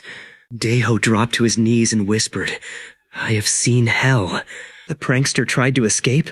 Yura tripped him with a rolled rug. Security arrived. One more caught. At 11:35, the twins reported the basement man had locked himself in the control room. He was threatening to trigger every smart lock early. I listened through the building. The remaining cages rattled. The animals were restless. If they all got loose, nobody would die. Probably. But imagine 30 hamsters entering a luxury cosmetics floor at midnight. By morning, someone would be selling a moisturizer called Rodent Glow. We needed the control room open. The door had an electronic keypad. The prankster had changed the code. Security did not know it. The manager wanted to cut power. Bad idea. The locks defaulted open if the hub lost power. Yura looked at me. I focused on the control room. The man paced. He muttered numbers under his breath. Not the code, just panic. He checked his phone. He called the last uncaught prankster. No answer. He tried again. Then he whispered, "Come on, pick up. The code is still your birthday." I smiled. We needed the birthday. I could have searched his friend's social media if I knew the name. Era was already doing that. But I heard something faster. The captured prankster upstairs was arguing with security. He shouted that his partner Minsu had nothing to do with the plan's dangerous parts. Name acquired. Ara found 3 Minses connected to the company. One had a birthday photo posted by his mother, March 14. The twins entered 0314. Door opened. The prankster stared at them. June told him he should really stop using birthdays as passwords. June asked if 1234 had been unavailable. Control room secured. Midnight came. No cages opened. The animals were transported out by a rescue organization and the original event company. The department store quietly settled the payment dispute the next day. Daeho spent the entire ride home gargling bottled water. Every time he closed his eyes, he said he could see the alpaca. I told him that was trauma. He said no. It was personal now. 3 days later, he bought an alpaca plush and named it Betrayal. By month 6, I had crossed roughly 1,800 meters. Almost 2 kilometers. At that range, ordinary life had become a constant stream of accidental side quests. I would leave my apartment to buy milk and hear a teenager 50 buildings away begging his friend to distract his mother because he had broken a rice cooker. I would sit in a bus and hear a restaurant owner realize his new sign had a spelling mistake before the installer noticed. I would be halfway through a movie and hear someone outside the theater whisper the ending to their date. That one nearly turned me into a villain. Yura started requiring me to take silent days, not because the city was silent, because I had to deliberately stop focusing. She said my brain needed rest. Sori agreed. Daeho did not understand why hearing secrets would be tiring, so I made him sit in the Whisper Market office while 6 radios played different talk shows at once. After 9 minutes, he apologized. After 11, he threatened the radios. After 13, he asked whether violence against appliances was legally self-defense. Point made. The silent days helped. I learned to let most of the city blur into background, but some sounds were impossible to ignore. One Sunday morning, I heard a child say my name. Not Minho casually. My full name. Jae Minho. I froze at my kitchen table. The voice came from an apartment tower over a kilometer away. A little boy was talking to his older sister. He said Jae Minho could hear everything. The sister told him that was stupid. He insisted. He said kids at school were talking about a listener ghost who lived somewhere near the shopping district. According to the rumor, if you whispered a secret within 2 kilometers, the listener ghost would know. I lowered my toast. A playground urban legend had formed around me. And this was not ideal. The boy continued. Apparently the listener ghost had red eyes, 6 ears, no shadow, and rode a giant radish into battle. I felt slightly better. Yura thought it was hilarious. She printed a drawing someone had posted online. It showed a monster with 6 ears sitting on Radishy while holding a bowl of noodles. She framed it. Sori put a copy in Hush House. Daeho asked if we could sell shirts. I said no. He sold 12. The rumor created a strange side effect. People began testing the listener ghost. Teenagers whispered challenges from rooftops. Listener, if you can hear me, make that car honk. Listener, if you can hear me, tell my crush I like her. Listener, if you can hear me, send fried chicken. I ignored them. Mostly. One night, a kid whispered from a balcony that his parents had forgotten his birthday cake. I heard his mother in the kitchen whispering that the cake was hidden in the laundry room, so I did nothing. Another kid whispered that his older brother had stolen his game controller. I heard the controller's vibration motor buzz inside a closet. Also nothing. Then someone whispered, Listener, if you are real, save my date. I should have ignored that too. I did not. The voice belonged to a nervous university student named Hojin sitting in a restaurant with a woman named Mina. Their date was collapsing. Not because they disliked each other, because both were shy to a medically concerning degree. They had been sitting in silence for 4 minutes. Hojin had excused himself to the restroom and whispered the request to the mirror as a joke. Mina, meanwhile, was at the table texting her friend that she thought Hojin was cute but maybe hated her. I groaned. 2 idiots. 1 table. No communication. A classic human disaster. The restaurant was 900 meters away. I could not exactly appear as a supernatural dating coach, so I called Daeho. He was nearby. Of course he was. I told him to enter the restaurant, sit near the couple, and loudly talk on the phone about embarrassing first dates. He asked why. I told him to trust me. He said that phrase had led him into an alpaca cage. I promised there were no animals. Daeho went in. He sat at the next table and pretended to call me. Then he began describing a fictional first date where he was so nervous he accidentally ordered 6 bowls of soup. Hojin returned from the restroom and heard him. Mina heard him too. They both laughed. The tension broke. Hojin joked that at least he had only ordered 1 bowl. Mina said she had once forgotten her date's name while introducing him to a waiter. Conversation started. Within minutes, they were talking normally. My job was done. Then Daeho got too invested. He stayed at the next table for 40 minutes pretending to be on a call while silently reacting to their date. When Hojin asked Mina for a second date, Daeho punched the air. Mina noticed. Daeho ran. The couple eventually married. I am kidding. It had been 40 minutes. This is not a manhwa written by somebody's aunt. But they did exchange a second date promise. And the next morning, my range expanded 10 more meters, exactly as always. Except for the first time, something happened at the exact boundary. At 7 o'clock, a voice appeared at the new edge of my hearing. A man was waiting there. He had been silent before the expansion. The moment the 10 meters arrived, he whispered 1 sentence. Right on time, Minho. I did not move. My spoon hovered above my cereal. The man at the edge of my range was standing beside a bus stop exactly where yesterday's boundary had ended. Not approximately. Exactly. He whispered again. Good morning. Then he waited. He was expecting a reaction he could not see. That meant the message was not a test. It was an invitation. I called Yura. She answered with the voice of someone who had not yet forgiven Sunrise for existing. I told her a stranger had just greeted me from my exact new hearing boundary. She became awake immediately. 20 minutes later, Whisper Market was operational. Bomi checked the bus stop from a bakery across the road. The twins watched exits. Sori arrived uninvited because Yura had made the mistake of telling her. Daeho arrived carrying breakfast for everyone and somehow acted like this was normal. The man remained at the bus stop. He was maybe 30. Baseball cap, glasses, navy windbreaker, messenger bag. Nothing dramatic. He looked like a substitute math teacher waiting for public transportation. At 7:32, he spoke again. Jae Minho, if you can hear me, I have an offer. I'll be at Cafe Maro at 9. Then he got on a bus. Yura told me not to go. Sori told me to go but bring backup. Daeho asked if Cafe Moro had pancakes. That settled nothing. At 9, I entered Cafe Moro. Yura sat 2 tables away pretending to work. Sori occupied a corner with a newspaper that she never turned a page of. Daeho was outside eating a sandwich because he had been banned from looking casual. The stranger sat by the window. He introduced himself as Kwon-tae-sik. He was not a gangster. He was not a scientist. He was not a government agent. He was worse. He ran competitions.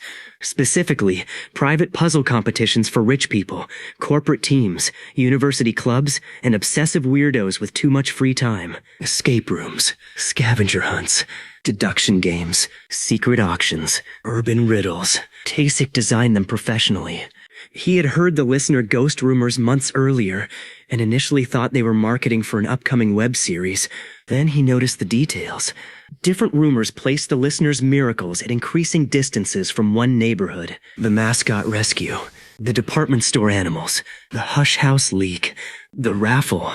He mapped them. The impossible circle kept growing. Then Deatho's listener ghost shirts appeared online. Printed on the back was a joke graphic showing concentric rings with the phrase 10 meters closer to your business every day. I slowly turned toward the cafe window. Daeho was outside. I could hear him chewing. I promised myself I would kill him with administrative paperwork. Taesik had guessed the progression. To confirm it, he placed volunteers at estimated boundary points for 10 mornings. Each volunteer whispered a unique nonsense phrase at 7 o'clock. If the phrase later appeared in local gossip, he knew I had heard it. I asked what phrases. He smiled. One had been, "A penguin owes me taxes." I remembered that. I had repeated it to Yura because it was so stupid. Another was, "My uncle married a vending machine." Daeho had turned that into a meme in our group chat. We had betrayed ourselves through comedy. Absolutely humiliating. Taesik leaned forward. He said he did not want to expose me. He wanted me to compete. Every year, he hosted something called the Whisper Cup. I almost laughed. It was a citywide secret hunting game. 20 teams received a series of harmless mysteries and had 8 hours to solve as many as possible. No hacking, no breaking and entering, no threats, no bribing judges. Observation, deduction, social engineering, memory, tracking, pattern recognition. The winning team received 50 million won from sponsors. Yura's typing stopped 2 tables away. Jinsuk, who was listening through a call on her phone, made a sound like someone had opened a treasure chest. Taesik wanted Whisper Market in this year's competition. I asked why. He said because the defending champions were unbearable. That was not the answer I expected. The reigning team was called Black Envelope. They had won 3 years in a row. They wore matching black coats, gave dramatic interviews, and described themselves as predators of information. Taesik said they were very talented. He also said their captain had once entered a cafe wearing sunglasses at night and announced, "Truth fears those who seek it." I understood immediately. Some people need to lose for the health of society. I asked whether using earshot would be cheating. Taesik said the rules banned devices, illegal access, and outside assistance. They did not ban supernatural hearing because, until recently, he had not considered that sentence necessary. He would allow it under one condition. Nobody else could know. Our method still had to look legitimate. That was perfect. It was exactly what we did every day. Yura walked over and sat beside me. She asked when the competition was. Taesik said Saturday. Daeho pressed his face against the window from outside. He had heard 50 million won through my phone call. His eyes looked possessed. We joined. The Whisper Cup began at 9 o'clock Saturday morning in an event hall packed with 20 teams. Some were corporate analysts, some were university puzzle clubs. One team consisted entirely of retired women who called themselves the Anti-Network. They terrified me. Another team wore detective costumes. One guy had a pipe. The pipe produced bubbles. Then Black Envelope entered. 4 members. Matching coats. Matching black gloves.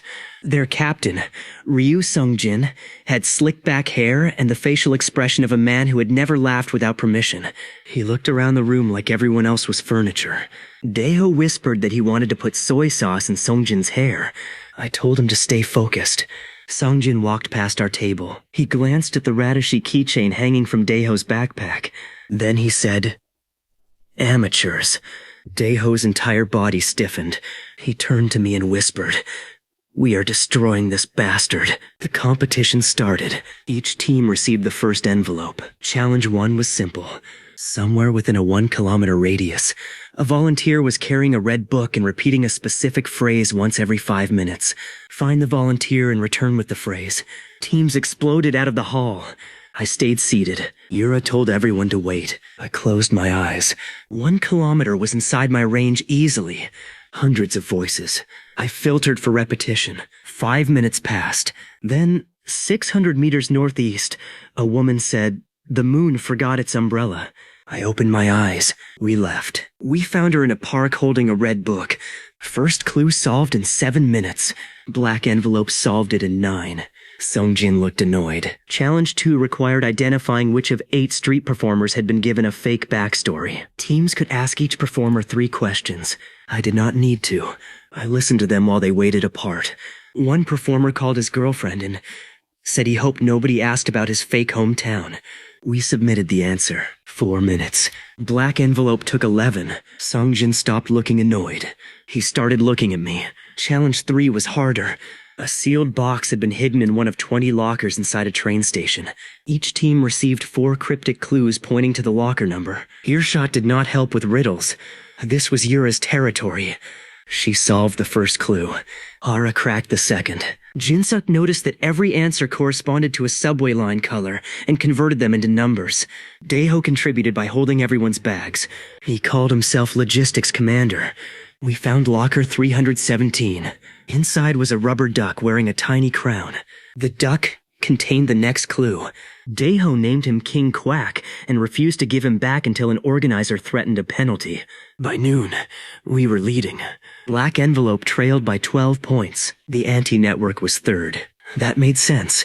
Never underestimate retired women with free time and neighborhood knowledge. Those ladies could identify your blood type from the way you bought cabbage.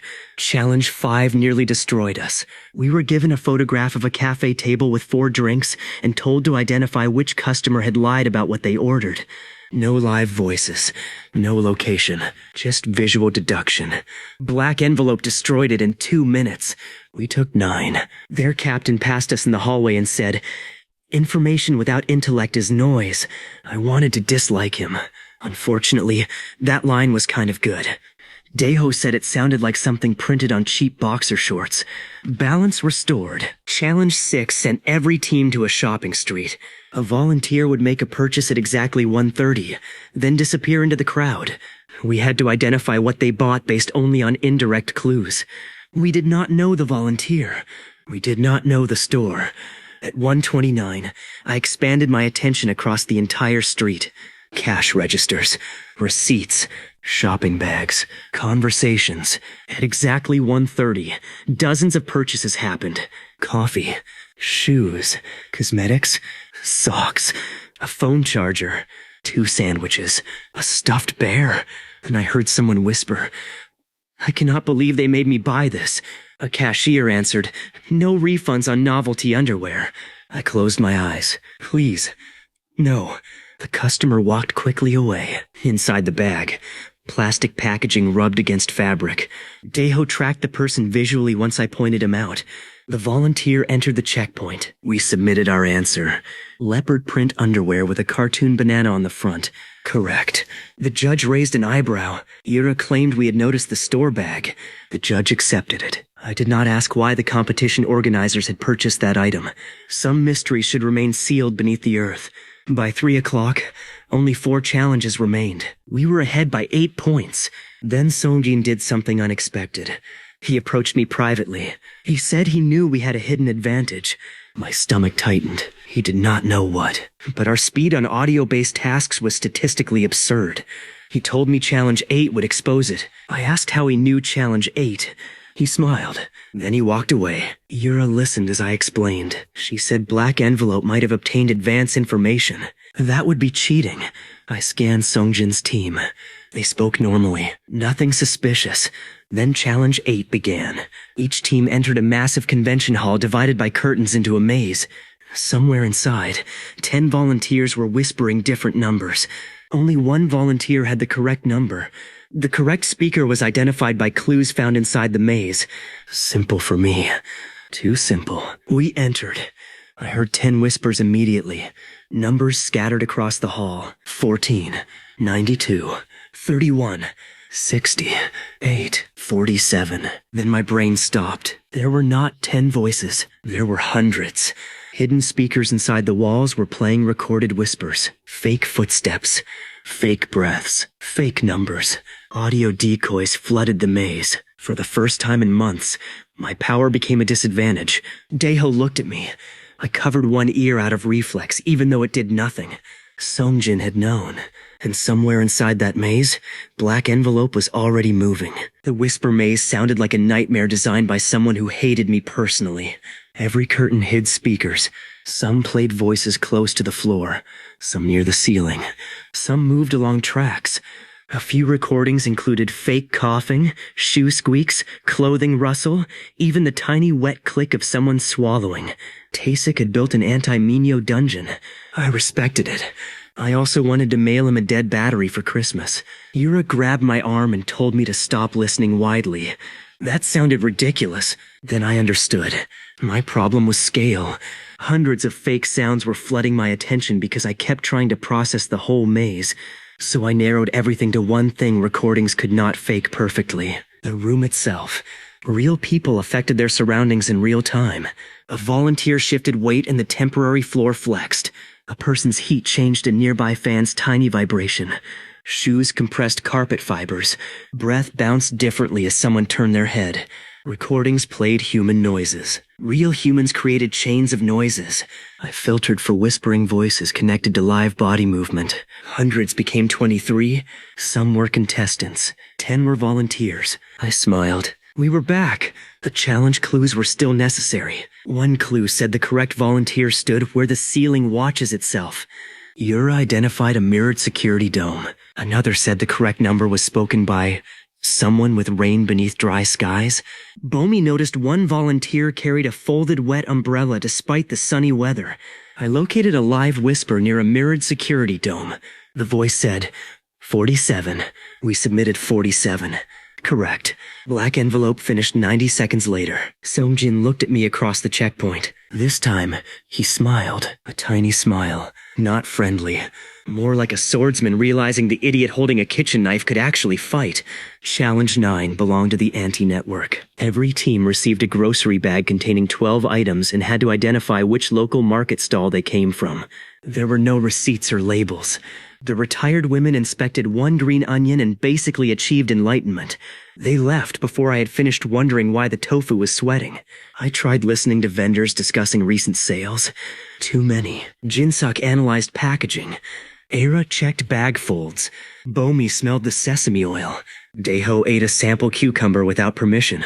Then he said it tasted familiar. We ignored him. He insisted. He had bought cucumbers from a specific stall 2 days earlier because the owner gave him an extra chili pepper. We checked.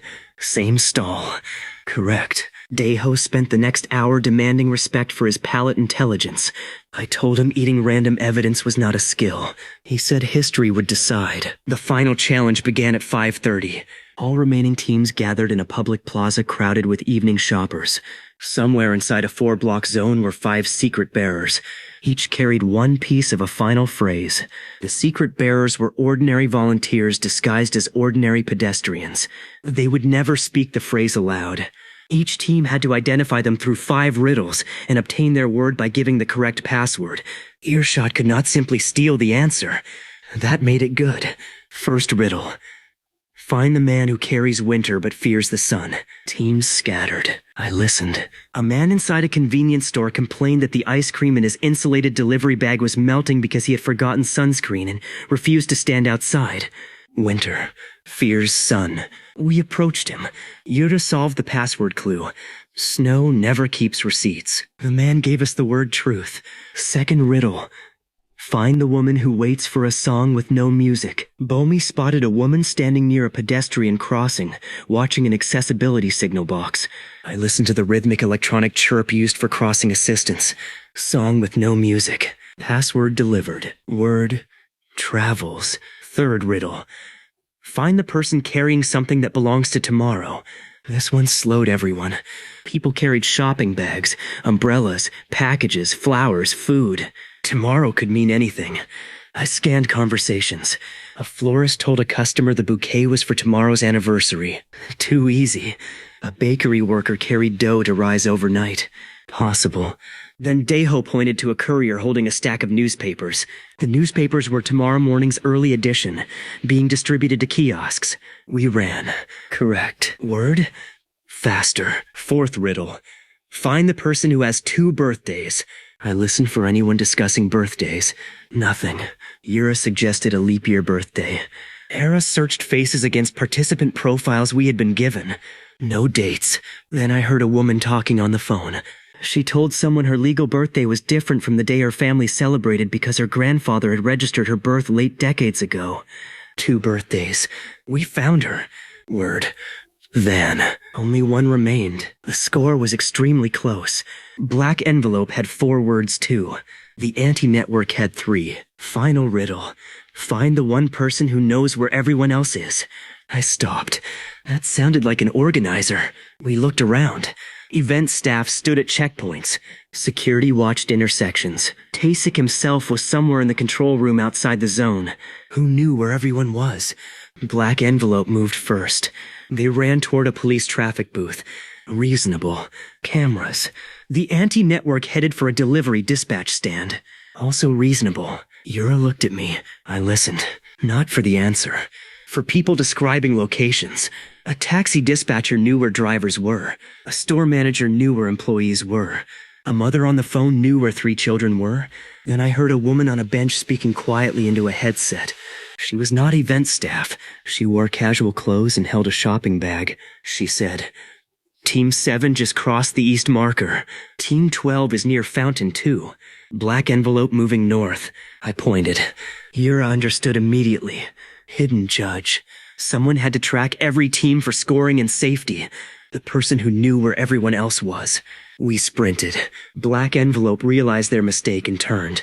Songjin spotted us. He saw the woman. We were 50 meters away. He was 40. Daeho shouted something about protecting King Quack's honor and accelerated like a refrigerator thrown downhill. I had never seen him run that fast. Neither had his body. He passed me. He passed Yura. He passed a terrified man walking a poodle. Songjin reached the bench first, but he did not know the password. We did. The password riddle had been hidden in the first letters of all 5 challenge cards. Yura had noticed 20 minutes earlier. Daeho arrived beside the woman, bent over, gasping like his lungs had filed for divorce. He wheezed the password. "Secrets hate daylight." The woman smiled. She gave him the final word. Sound. Our phrase was, "Truth travels faster than sound." We submitted it. Whisper Market won the Whisper Cup by 3 points. Daeho collapsed on the pavement and asked whether prize money could buy new lungs. The Auntie Network finished second after somehow solving the last riddle without any of our clues. Black Envelope came third. Songjin accepted the loss with more dignity than I expected. At the awards ceremony, he shook Yura's hand. Then mine. He leaned close and whispered, "Whatever your advantage is, it's not enough by itself." I knew he was right. Earshot had crushed easy problems. The maze had nearly crushed me. The final challenge had required everyone. I told him we would see him next year. He said he would win. Daeho interrupted and asked whether Black Envelope wanted to buy listener ghost shirts. Songjin stared at him. Then, to everyone's shock, he bought one. Extra large. The universe is disgusting and beautiful. After fees and taxes, our prize did not make us rich, but it changed Whisper Market. Yura rented the empty office next door and knocked through the wall. We bought better computers. Jinsuk finally replaced the mini-fridge. Sori donated a soundproof booth for private client meetings. Daeho used his share to purchase a high-end gaming chair and an actual framed photograph of the alpaca that had spat on him. I asked why. He said enemies should be remembered. For 1 week.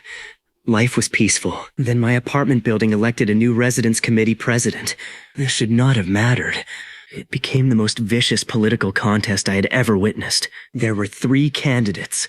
Mrs. Han from 904, Mr. Park from 1102, and an elderly man named Chairman Lim who had served as committee president for 11 years and treated control of the recycling schedule like hereditary monarchy.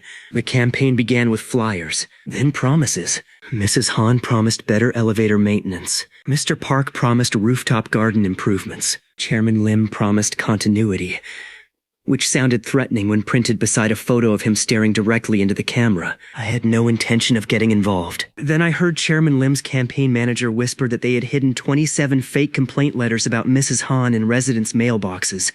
I closed my eyes. No, not my problem. I had just survived an urban puzzle tournament. I deserved rest. Then Mr. Park's assistant whispered that they planned to release a rumor that Mrs. Han wanted to ban pets over 5 kilograms. I opened my eyes. Still no. Then Mrs. Han herself whispered to her husband that she had secretly bought 200 pudding cups to hand out as campaign gifts. Mr. Han asked whether he could have one. She said no. He whispered, "This election has become corrupt. I got involved." Not because of democracy, because I knew exactly what happened when Mr. Han was denied pudding. The man became unstable. Over the next 5 days, our apartment building transformed into a miniature election battlefield. Anonymous flyers appeared under doors. Residents formed group chats. Someone made a fake poll. Someone else accused the fake poll of being fake, which made it more accurate than most real polls. Chairman Lim held a lobby speech beside the recycling bins. Mr. Park hosted free coffee.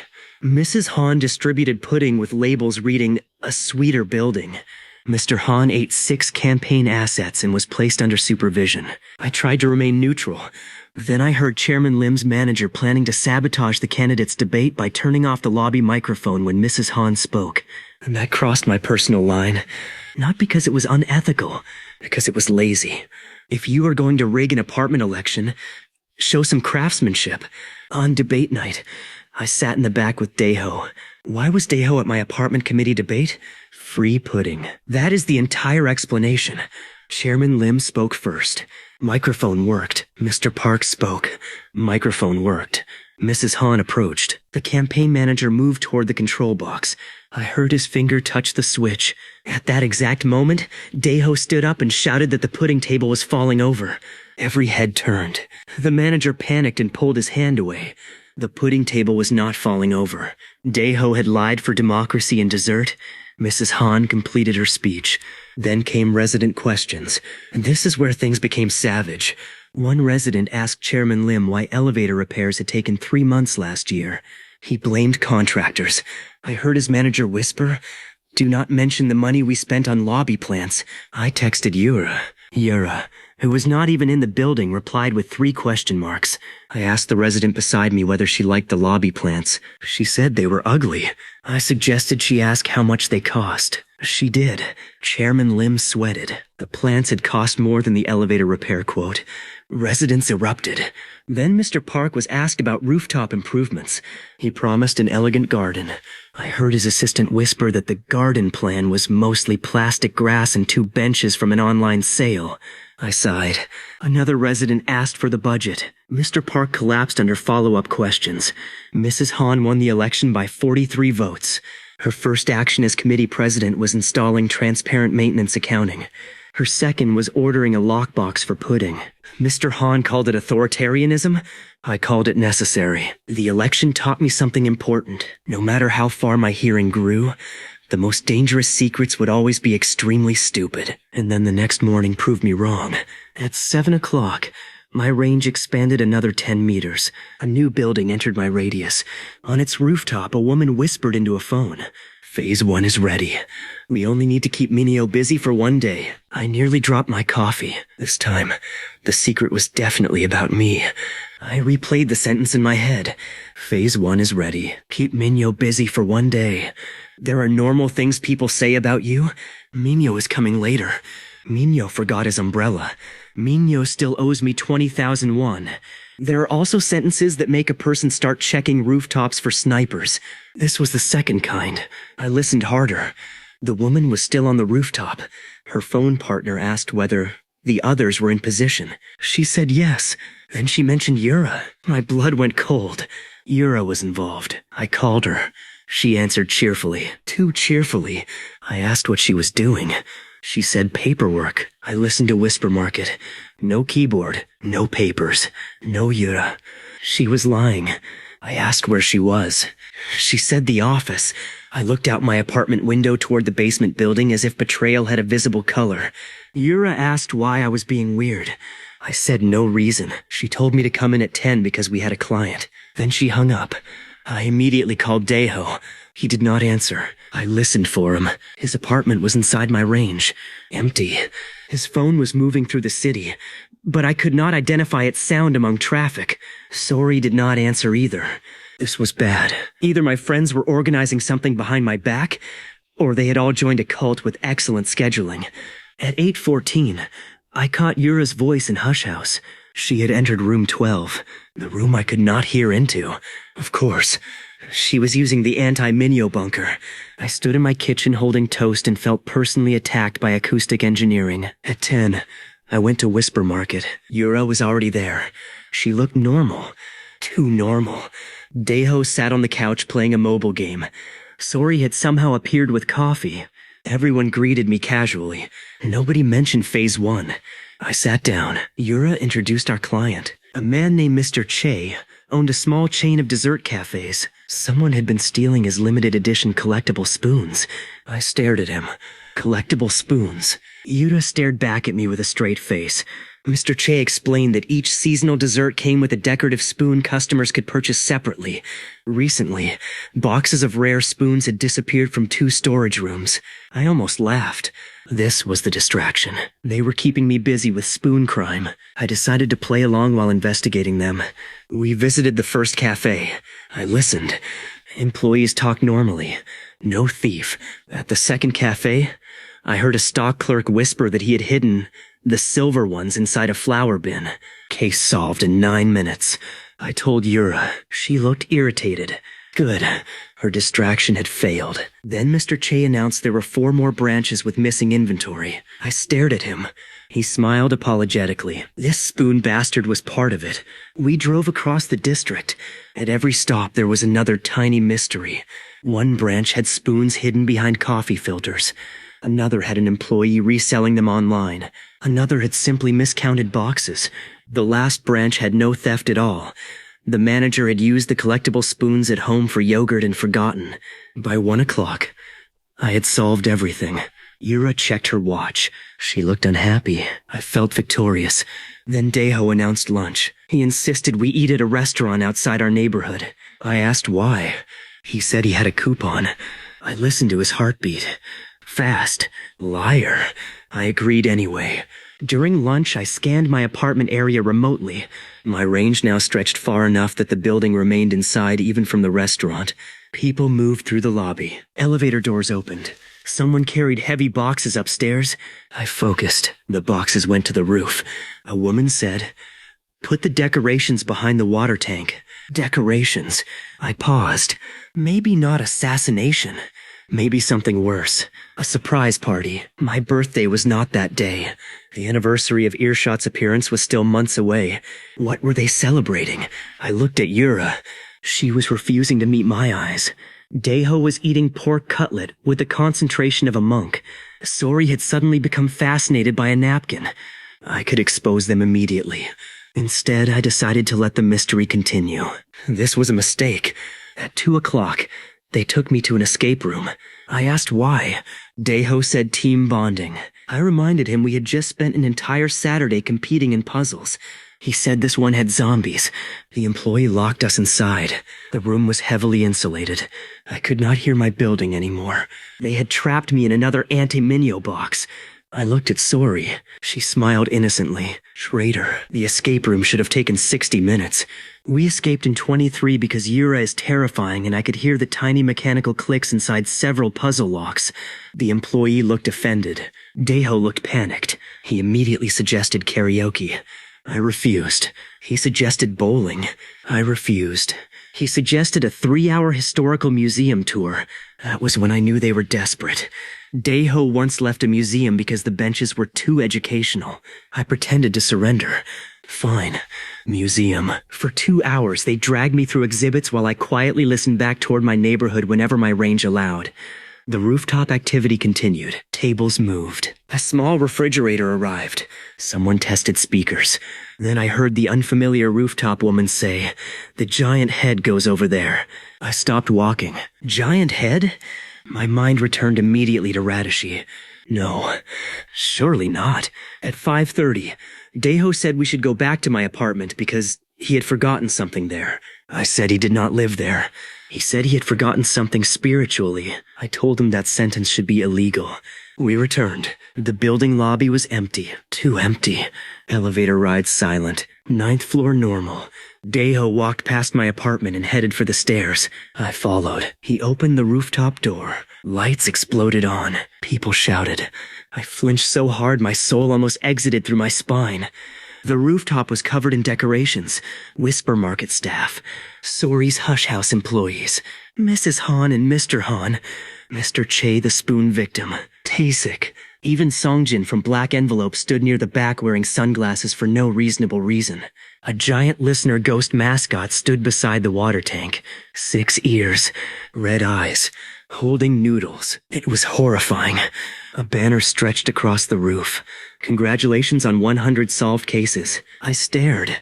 Oh, our 100th Whisper Market case had been the spoon theft. They had been planning the celebration for 2 weeks. They used Hush House Room 12 for meetings. They communicated by shared documents instead of calls whenever possible. The mysterious rooftop woman was an event decorator. Phase 1 had referred to furniture setup. Keep Minho busy had been exactly what it sounded like. But for cake reasons, I felt like an idiot. Then Daeho pushed the giant listener ghost mascot toward me. A person inside raised both noodle-holding hands. I asked who was wearing it. Nobody answered. I listened, breathing inside. Familiar breathing. I turned toward Songjin. He was standing at the back. Not him. Taesik laughed. Not him. Then the mascot whispered, "Agriculture remembers." I screamed. The head came off. Inside was the alpaca department store security manager. No, I am kidding. It was June. Daeho called me a coward for jumping. I reminded him he had drunk alpaca spit. He became quiet. The party was ridiculous. Mrs. O sent volcano honey pork. The department store manager sent pastries. Mrs. Han brought pudding. Mr. Han was allowed one under supervision. Taesik presented us with a framed Whisper Cup scorecard. Sori gave me custom earplugs as a joke. They did nothing, obviously. Daeho gave me a shirt that said, "I heard that." I hated it. I wore it twice that week. At sunset, I stood by the rooftop railing with Yura. She asked when I had figured out the surprise. I told her around lunch. She looked disappointed. I said the escape room had almost worked. She said next time she would put me in Hush House all day. I asked whether there would be a next time. She said if I solved another 100 cases, maybe. Then she said something quieter. She told me I did not have to solve every problem I heard. I knew.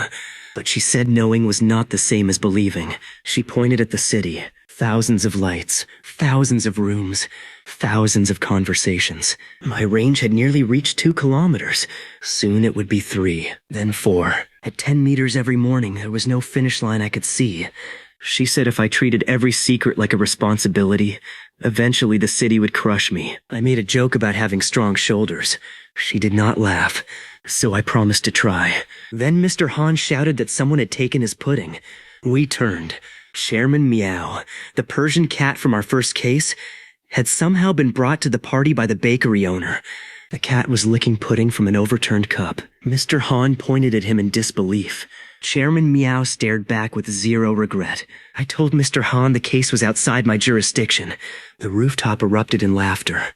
For a while, things were good. Then came day 200. My range crossed 2 kilometers. At exactly 7 o'clock, the new outer ring opened, and from 3 separate locations near the edge, 3 strangers whispered the same sentence. Not a threat. Not my name. Something much stranger. Can anyone else hear the bell? The 3 strangers who mentioned the bell did not know each other. That was the first strange part. One was a college student brushing his teeth. One was a delivery driver sitting in a van. One was an elderly woman doing morning stretches beside an open window. All 3 had heard a faint bell just before 7. All 3 asked someone nearby whether they had heard it too. Nobody had. I listened across my entire range. No bell. Not even an echo. Yura told me maybe the sound was outside my radius. Sori suggested low-frequency vibration traveling through structures. Daeho suggested ghosts. We ignored Daeho. He immediately searched Ghost Bell Seoul Listener Demon and found 17 conspiracy posts, 2 advertisements for shamans, and a video claiming microwaves could open portals if you put grapes inside. The internet had not improved humanity. Over the next week, I heard more people mention the bell. Always near the outer parts of my range. Never close to my apartment. Always around 7 in the morning. Some described 1 ring. Some 2. One man said it sounded like metal far underground. A woman said it sounded like a temple bell underwater. Another said it was probably her refrigerator. Her refrigerator did not sound like that. I checked. I started mapping the reports. The points formed a rough arc northeast of my apartment. Whatever produced the sound seemed to be farther in that direction, beyond my reach. I wanted to chase it. Yura reminded me of my promise not to treat every strange noise like destiny. I told her this one literally appeared at the expanding edge of my supernatural hearing. She admitted that was unknowingly destiny-shaped. Before we could investigate, the listener ghost became famous for the worst possible reason. A live-stream fortune-teller stole my brand. His name was Master Huang. He wore purple robes, gold rings, and a headset microphone even though he always sat 6 inches from his camera. His channel had exploded in popularity because he claimed he could hear truth carried on spiritual wind. At first, I thought he was just another fake psychic. Then I watched a clip. A woman called into his stream anonymously. Master Huang closed his eyes. He told her she had hidden money inside an old boot under her bed. The woman screamed. He was right. Another caller asked whether her boyfriend was lying. Master Huang said the boyfriend had told his friends he was at the gym when he was actually eating fried noodles in his car. Also right. A restaurant owner called. Huang told him one employee had hidden a broken plate behind sacks of rice. Right again. The chat went insane. People began calling Huang the real listener. Daeho took this personally. He stormed into Whisper Market waving his phone and demanded justice. I told him I did not own the concept of hearing. He said I owned it emotionally. Yura watched more clips. Her expression changed. Some of Huang's visions matched incidents Whisper Market had handled privately. Not public cases. Private ones. A missing necklace inside a vacuum bag. A cafe employee hiding tips in an unused teapot. A landlord who kept spare keys behind a breaker panel. Those details existed in our case files. Someone was leaking them. Jinsuk checked office access. Ara checked cloud logs. The twins searched for hidden cameras. Sori inspected our soundproof booth like it had personally insulted her. Nothing. Then Huang went live that evening and announced something new. He said the so-called listener ghost was a fraud. He claimed the urban legend had been created by a small information agency to advertise itself. Then he named Whisper Market. Our office phone began ringing 30 seconds later. Yura looked at me. I looked at her. Daeho whispered, "We ride at dawn." Nobody knew what that meant. Master Huang challenged the listener ghost publicly. He would reveal 5 secrets from random volunteers at a live event on Sunday. If the listener ghost was real, he should do the same. I had no intention of appearing. Then Huang added that if nobody responded, he would publish evidence that Whisper Market staged its successful cases. That was irritating. He had no real evidence. But online audiences do not require evidence when there are dramatic thumbnails. By morning, clips had millions of views. People were debating whether the listener ghost existed. Someone sold fake listener ghost ear-shaped headbands.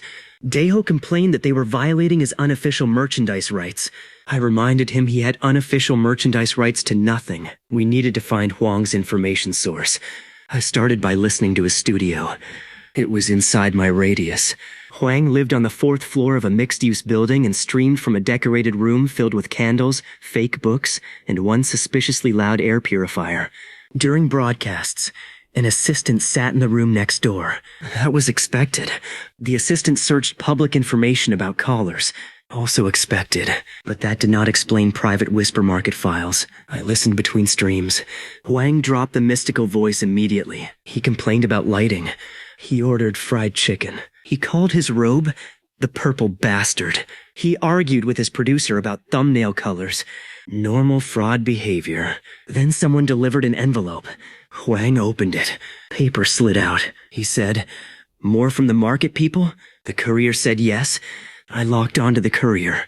He left the building on a motorcycle. We followed. Not physically at first. I tracked the engine through traffic while Yura drove. The motorcycle moved south, stopped twice, then entered an underground parking garage. We arrived 3 minutes later. The courier was gone, but I heard footsteps climbing stairs in the next building. We entered the lobby. The footsteps went to floor 6. A door opened. A familiar voice said, "Did he get the envelope?" My stomach dropped. It was Jinsuk, our accountant. I stared at Yura. She stared back. Then we both ran upstairs. We burst into the apartment. Jin-suk was standing beside the courier. On the table were copies of Whisper Market case files. Daeho, who had followed us, gasped like a betrayed soap opera grandmother. Jin-suk raised both hands. He said he could explain. Yura told him he had 5 seconds. The explanation was so stupid I had to sit down. Jin-suk was not betraying us. He was baiting Hwang. 3 weeks earlier, Jin-suk had noticed someone searching our trash outside the office. He suspected our old shredded paper was being reconstructed and sold. Instead of telling Yura like a sane human, he decided to run a counterintelligence operation alone. He created fake case files containing absurd secrets and arranged for them to reach the information broker supplying Hwang. The latest envelope included claims that a local businessman kept emergency cash inside a hollow bowling ball. A bakery owner had a secret basement goat, and Daeho possessed a tattoo of a crying onion on his left butt cheek. Daeho slowly turned toward Jin-suk. He said, "Why me?" Jin-suk said the lie needed to sound believable. Daeho looked more offended by that than by the betrayal. Yura asked why Jin-suk had not told her. He said he wanted to identify the full leak chain first. She stared at him for a long time. Then she told him he was brilliant and never allowed to do that again. We now had a trap.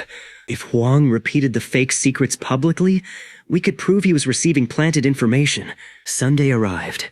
Master Hwang's live event was held in a small theater. Hundreds attended. Thousands watched online. Hwang sat on stage beneath purple lights, dressed like a wizard who had received a sponsorship deal from a jewelry store. He began with volunteers. His system was clever. Audience members registered through an app. Their names, phone numbers, and social media accounts were quietly scraped by his staff. Assistants backstage searched them in real time. Tiny text prompts appeared on a monitor hidden beneath Hwang's table. For deeper secrets, his information broker had bought data from delivery workers, cleaners, private investigators, and gossip sellers. No supernatural power. Just an industrial-scale anti-network with Wi-Fi. Hwang performed well. He identified a man's secret karaoke hobby. He exposed a woman's hidden snack drawer. He told a student that his mother knew about his girlfriend. The audience screamed. Then Hwang looked into the camera. He addressed the listener ghost. He said real spiritual hearing required courage. I was sitting in a maintenance booth above the theater with Yura and Sori. Daeho was in the audience wearing a baseball cap and enough listener ghost merchandise to look like his own bootleg fan club.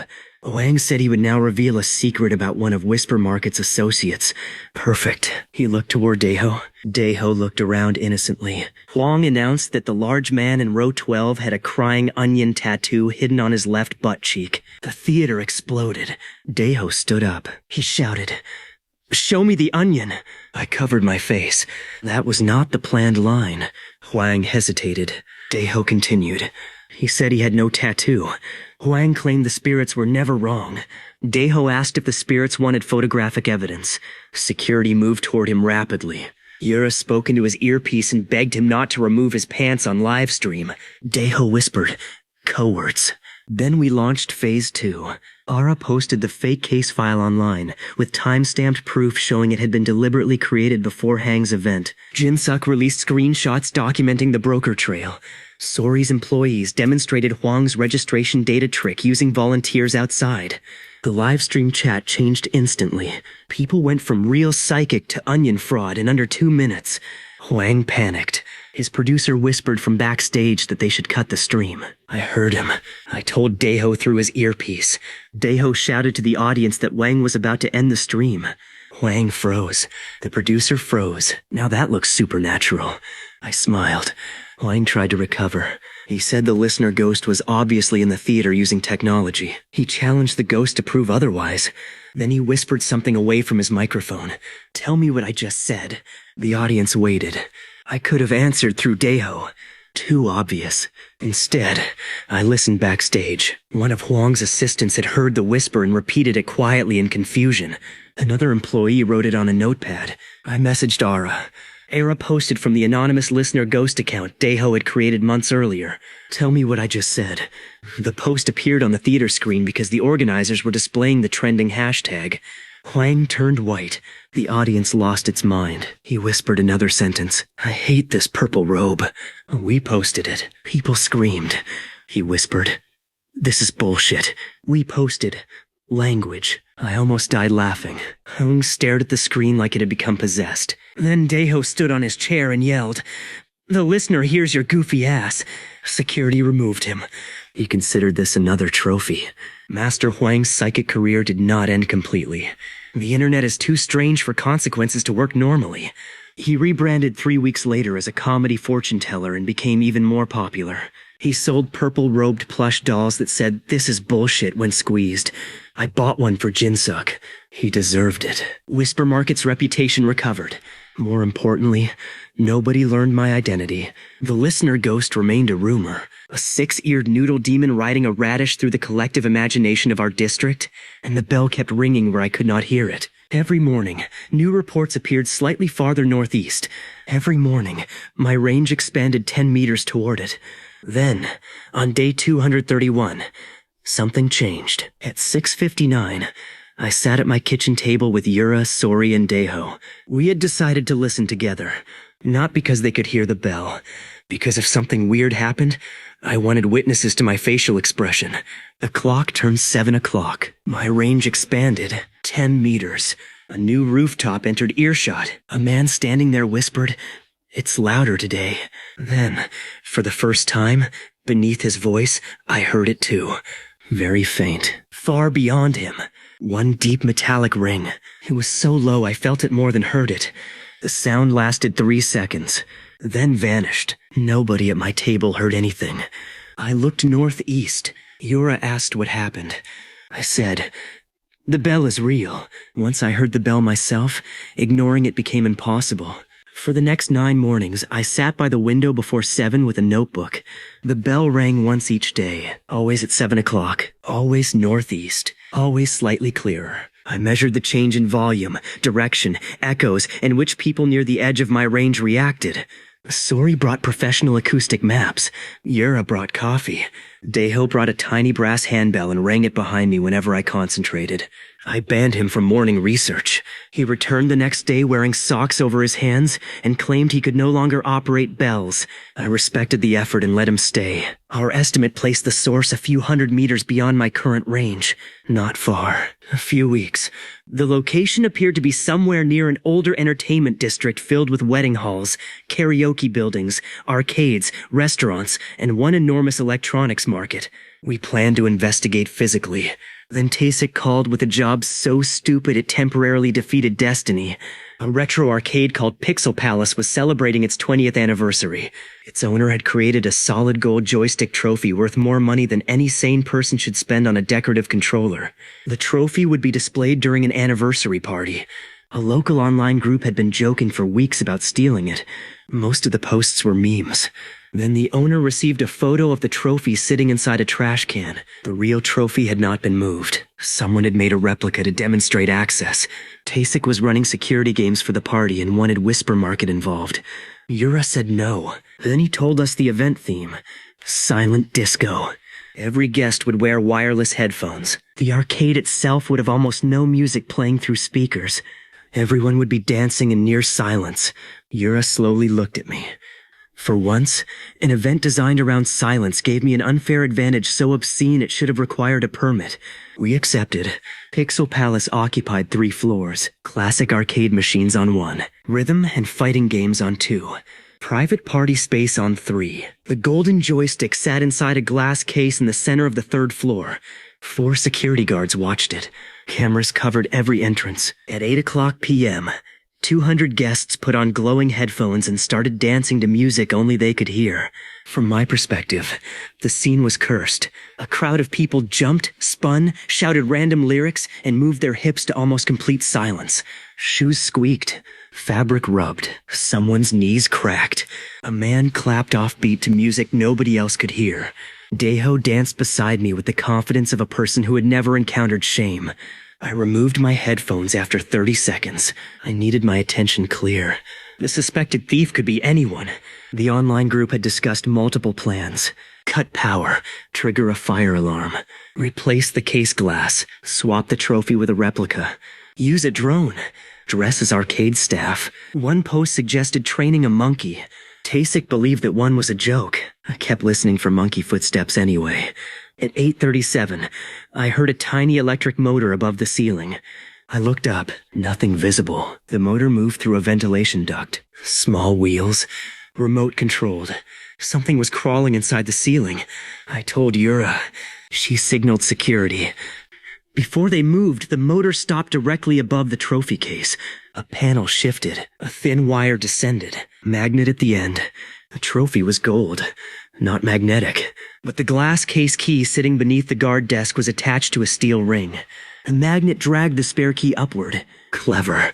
Security looked toward the ceiling. The wire vanished. The key was gone. The little machine raced through the duct. I tracked it. It moved toward floor 2.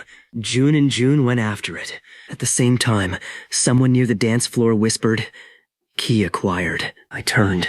A woman in a silver jacket was speaking into a tiny throat microphone hidden beneath a glowing necklace. Her partner stood downstairs. Another voice answered in her earpiece. They were not alone. 3 thieves. The duck crawler was only phase 1. I followed the communication. The second thief stood beside an old racing cabinet on floor 2. The duck machine dropped the key through a vent into his hand. He pocketed it. Then he started toward the stairs. The twins blocked the landing casually. The thief changed direction. Silver Jacket whispered, "Plan banana." I looked at Yura. I said, "I hate that phrase." Plan banana began immediately. A man on floor 1 pulled a yellow lever hidden behind a photo booth. Every prize machine in the arcade suddenly activated. Ticket dispensers erupted. Claw machines moved by themselves. Lights flashed. A basketball game started launching balls onto the floor. Then a promotional banana mascot emerged from a staff door. I stared. They actually had a banana. The mascot ran upstairs. Guests cheered and danced around it. The banana reached floor 3. One padded hand bumped a security guard. The other opened the trophy case with the stolen key. The banana grabbed the golden joystick, then sprinted. I wish I could describe the dignity of that moment. There was none. A 6-foot banana was fleeing through a silent disco carrying a gold controller while 200 people danced to invisible music. Daeho saw it. His face changed. Old instincts awakened. Mascot combat. He had trained for this. He charged. The banana dodged him and headed downstairs. I tracked the thief inside by breathing. Fast. Male. Probably young. Silver Jacket moved toward an exit. The floor 2 thief still had the case key and was trying to disappear into the crowd. 3 directions. I assigned targets. Yura took Silver Jacket. Twins took Key Thief. Daeho pursued Banana. I stayed central and listened. Yura intercepted Silver Jacket beside the restroom corridor. The woman tried to pretend she was confused. Then her throat mic clicked. Yura pointed at it. Caught. The twins cornered the second thief near the racing games. He tossed the key into a token bucket. June heard it land. Actually, I heard it and yelled the bucket location over his earpiece. Close enough. Banana reached floor 1. Daeho followed. The thief pushed through the crowd, knocked over a stool, and headed for the photo booth. I heard a hidden panel opening behind it. Escape route. A service corridor connected to the alley. I told Daeho. He accelerated. The banana reached the panel. Daeho launched himself forward. He did not tackle the thief. He tackled the banana costume's giant foam stem. The stem bent backward. The thief kept running. The costume head rotated sideways. Now the banana could not see. It crashed into the photo booth.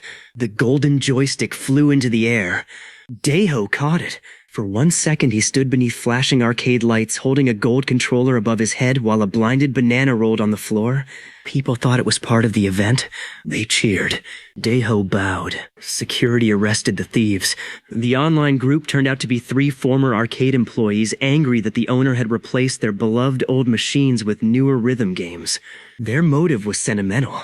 Their plan involved a remote vent crawler, throat microphones, a secret panel, and a banana suit. I told them their passion had become malformed. The owner agreed not to press for the harshest charges if the trophy was undamaged and they paid for repairs.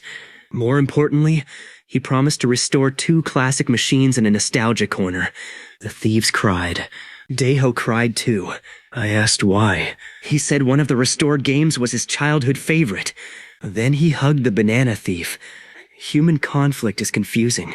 At the end of the night, Tasek offered Daeho a part-time job testing security scenarios. Yura tried to stop him. Too late. For the next month, Daeho occasionally disappeared and returned with unexplained costumes. A hot dog, a giant battery, a shrimp.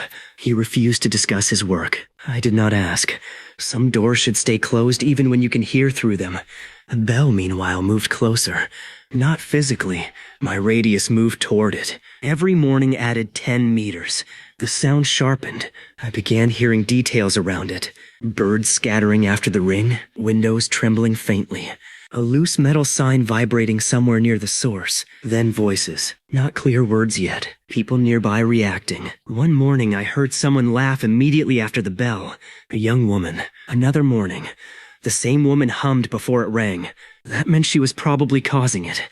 We narrowed the source to a cluster of old buildings near the electronics market. Sori searched property records. One building had an abandoned rehearsal studio on the roof. Another had a small bell workshop.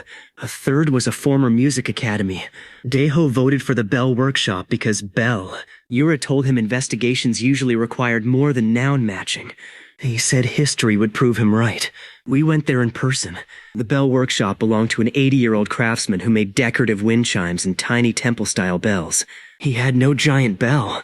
He had no young woman employee. He did have a parrot that called Daeho Fat Uncle within 30 seconds. Daeho demanded a retraction. The parrot laughed. We left. The abandoned rehearsal studio was locked and dusty. No equipment. The old music academy had become a tax office. Nothing. Our source estimate was wrong. Or the bell was moving. That possibility bothered me. The next morning, I checked direction again. Northeast, but slightly more east than before. The day after that, north again. The source was definitely moving by small amounts. Not enough to be a vehicle. Maybe someone carried the bell between rooftops. Why? I began listening for the young woman before 7. For days, nothing. And then on day 262, I caught her voice clearly for the first time. She was still outside my normal range when quiet. But when she spoke immediately after ringing the bell, her voice traveled farther than it should have. Much farther. She whispered. Still nothing. A man near her answered. But I could not hear him. That made no sense. They were standing beside each other. Her whisper reached me. His normal voice did not. I replayed the sound in my head. Her voice had not been loud. It had been a whisper traveling several kilometers. My skin prickled. I called Yura. She answered. I told her I thought the woman with the bell had an ability. There was a long pause. Then Yura said, "Oh, great. There are 2 of you." Daeho, overhearing from somewhere in the office, shouted, "Ear girlfriend." I hung up. I did not have an ear girlfriend. I had an unknown woman who could apparently whisper across kilometers while ringing a mysterious bell every morning. These are different things. Daeho refused to accept the distinction. For the next 3 days, he referred to her as long-distance lady. Sori called her Project Echo. Yura called her the woman. Because Yura still possessed basic dignity, I called her Bell Girl in my notes and told nobody. We needed to prove the ability. At 7 o'clock the next morning, Bell Girl rang once. Then she whispered, 1, 2, 3, 4, 5. The numbers reached me clearly. A man beside her said something. Nothing reached me. She whispered again. Testing. Clear. Then she snapped her fingers. I heard that too. Interesting. It was not only her voice. The bell. Finger snap. Whisper. Sounds she intentionally produced were traveling farther. I estimated where she stood based on faint environmental echoes. Her actual location was roughly 300 meters beyond the edge of my hearing. Yet her chosen sounds reached me easily. I told Sori. She stared at the acoustic map for a full minute. Then she said, "I hate both of you." Professional pride again. We tried to respond. I could not throw my voice. So we used technology like peasants. At 6:50 the next morning, Daeho climbed onto a rooftop near Bellgirl's estimated location carrying a portable speaker. At 7 o'clock, the bell rang. Bellgirl whispered, "Is anyone hearing this?" Daeho pressed play. My recorded voice blasted across the neighborhood. Yes, too loud. Way too loud. Dogs barked. A window opened. Someone shouted about sleeping children. Daeho panicked and lowered the volume. Then Bellgirl laughed. I heard it travel impossibly far, she whispered. Subtle. I could already tell she was annoying. Daeho played the second recording. Who are you? Bellgirl answered. Meet me. Third recording. Where? She said. Tomorrow. 7. Listen for 3 rings. That was it. We did not know the location. Yura asked why superpowered people were allergic to normal planning. I told her maybe mystery was included in the package. The next morning, I was outside before sunrise. My current hearing radius covered almost 2.7 kilometers. Yura drove. Sori navigated. Daeho sat in the back wearing a black coat because he said first contact required style. He looked like Songjin's unemployed cousin. At exactly 7 o'clock, 3 bell rings traveled through the city. I pointed northeast. Yura drove. The sound had come from farther than my normal reach, but I could hear the projected ring strongly enough to follow reflections between buildings. Bellgirl rang again after 30 seconds. We turned east. Another ring. North. She was moving. I heard her laugh. Come on, listener. She knew the urban legend. Daeho leaned forward between the seats and shouted that this was romantic. Sori pushed him backward by the forehead. The rings led us through morning streets, past delivery trucks, commuters and restaurants preparing breakfast. Bellgirl moved across rooftops and pedestrian bridges. Every time we got close enough that I should have heard her ordinary footsteps, she changed direction. She was keeping herself just outside my natural range. A game. Fine. I liked games. I stopped tracking the bell. Instead, I listened to people near the projected sound path. A rooftop janitor complained that some girl had just run past carrying a backpack. A security guard said someone had used the emergency stairs. A cafe worker mentioned a woman in a green jacket, asking for rooftop access. I built her route from witnesses who did not know they were witnesses. Yura saw me smile. She said, You found her. I had. Bellgirl thought she was staying beyond my range. She forgot my range contained other people. We cut across 2 blocks and arrived at an old shopping building. I ran upstairs. Daeho followed for 2 floors, then decided elevators were part of modern civilization for a reason. I reached the roof. Empty. A small brass bell sat on the concrete near the edge. I walked toward it. No one. Then a whisper appeared directly beside my right ear. Too slow. I spun around. Nobody. The voice had not come from beside me. Bellgirl had projected it from somewhere else. I looked across neighboring rooftops. 3 buildings away, a woman in a green jacket stood beside a satellite dish. She waved. I could not naturally hear her from there because the distance was still beyond today's boundary from my current position. She whispered anyway. The words appeared clear as if she were standing 5 meters away. Hi, I shouted back. You are extremely annoying. She cupped a hand to her ear. Normal hearing. Of course. She could send sound but not receive it. I took out my phone and called the number Daeho had painted in giant digits on a piece of cardboard. We held the cardboard up. Bellgirl looked at it. My phone rang. Unknown number. I answered. Her normal phone voice said, That was less dramatic than I hoped. I asked her name. Na Hayan. 25 years old. Freelance sound designer. Part-time keyboard player. Full-time problem for my understanding of reality. She told me her ability had started 7 months earlier. Every morning at 7 o'clock, the distance she could deliberately project a sound increased by exactly 10 meters. Exactly like mine. At first, she could make a whisper sound like it came from across a room, then across a hallway, then across a street. Months later, she could ring a tiny bell and make the sound appear kilometers away. I asked whether the sound traveled normally through space. She said no. She could choose a direction and distance inside her current limit. The sound seemed to carry impossibly well, ignoring most normal laws. She could not make it louder than the original. She could not copy sounds she did not create, and she could not hear where it landed. So she had been firing bell rings outward every morning, rotating directions, searching for reactions. I asked why. She said because she had heard rumors about the listener ghost, a person who could hear things nobody else could. She wondered whether the rumor was another ability. When people at the edges of my neighborhood started reacting to her projected bell, She guessed she was close. I asked how she knew my name. She became quiet. Too quiet. I heard Yura arrive on the roof behind me. Sori followed. Daeho emerged from the stairwell several seconds later, pretending he had not used the elevator. I asked Hain again, "How do you know Jae Minho?" She answered carefully, "I didn't." That made my skin crawl. I reminded her that she had called me listener, not Minho. She said exactly. She had never used my real name. I thought back. The rooftop man at the edge weeks earlier had said my name. Kwon Tae-sik had known it from investigation. Master Huang had known Whisper Market, but my identity had stayed hidden. The strange woman who mentioned keeping me busy had been part of the party. But Bell Girl? She had never said Minho. Daeho asked what was wrong. I told him. Hain, still on the phone, went silent. Then she said she had another reason for contacting me. 2 weeks earlier, she had projected the bell west toward our district.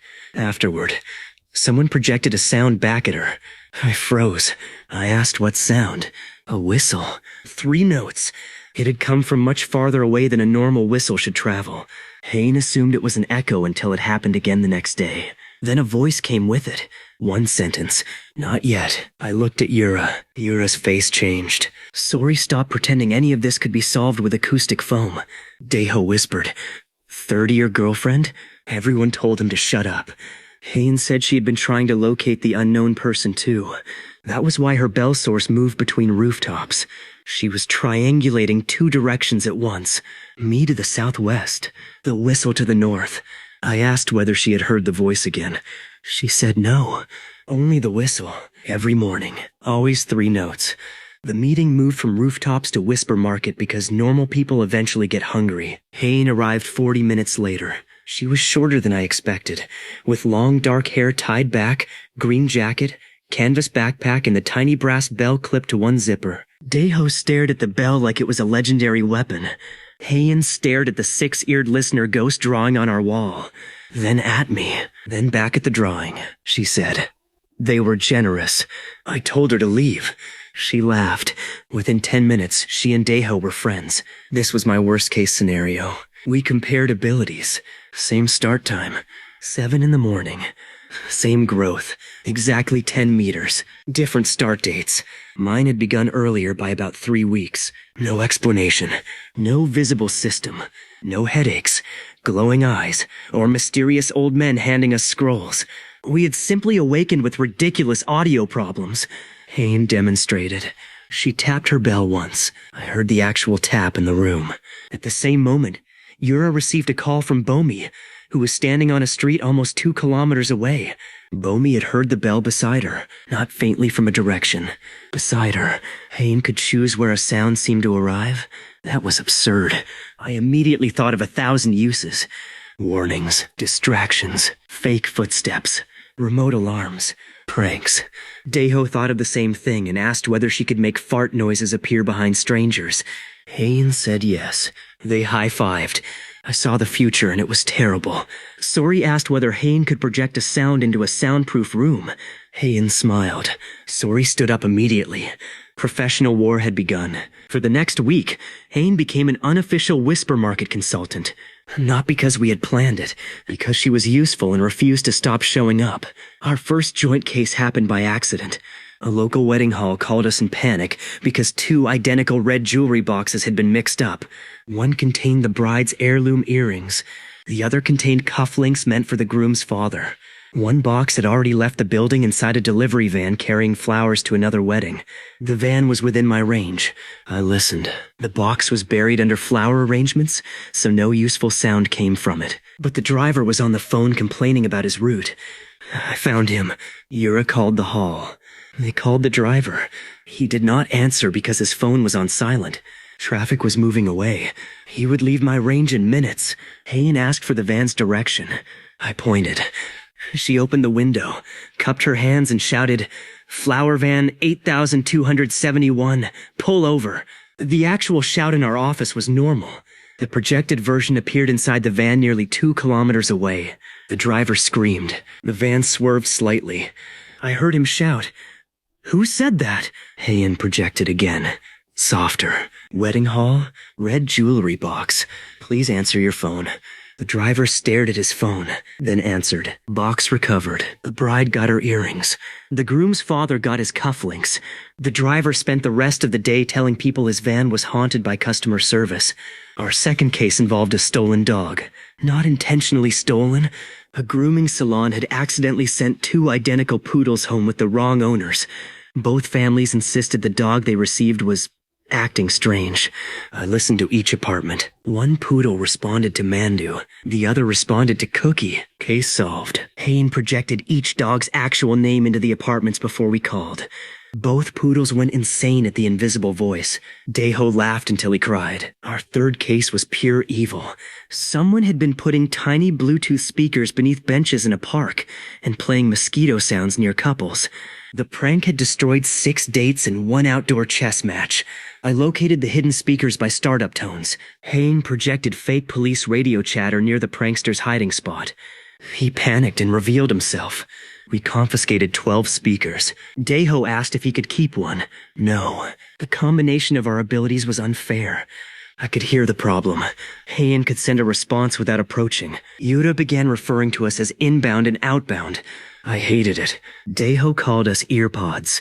I hated that more. Even Sori admitted the possibilities were ridiculous. Then she made us spend 4 hours testing hush house rooms. Heian managed to project a whisper into room 3. Room 7 blocked it. Room 12 blocked the first attempt. On the second, Heian projected a bell tone into the ventilation gap and Sori nearly threw a chair. Science advanced through rage. Meanwhile, the 3-note whistle continued. Heian heard it every morning. I could not. The source remained outside both of our natural information reach, but Heian could estimate direction.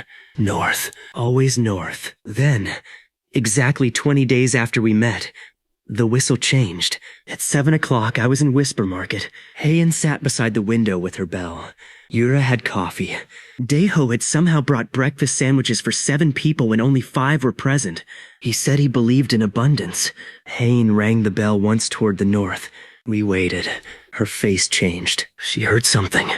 I asked what. She raised a finger. Then she whispered. 3 notes again? A second later, my own hearing range expanded its daily 10 meters. A new slice of the city entered earshot. Rooftops, apartments, traffic, a school gym, part of a narrow riverside path, and one voice, very faint, too faint to understand at first. I concentrated. The speaker was far north, right at the edge of what I could reach. A man. He was standing somewhere outdoors. He whistled 3 notes. This time I heard them naturally, not projected. Then he spoke. Finally, I stood up. Heian looked at me. She had heard the projected version at her location. We were both receiving him now. The man continued. Listener. Sender. Good morning. Nobody in the office moved. Daeho slowly lowered his sandwich. The man knew what we were. He said he had been waiting for our ranges to overlap enough. Then he laughed and told us not to look so serious. We could not see him, but somehow that insult still landed. He said this was not an emergency. Nobody was trying to destroy the city.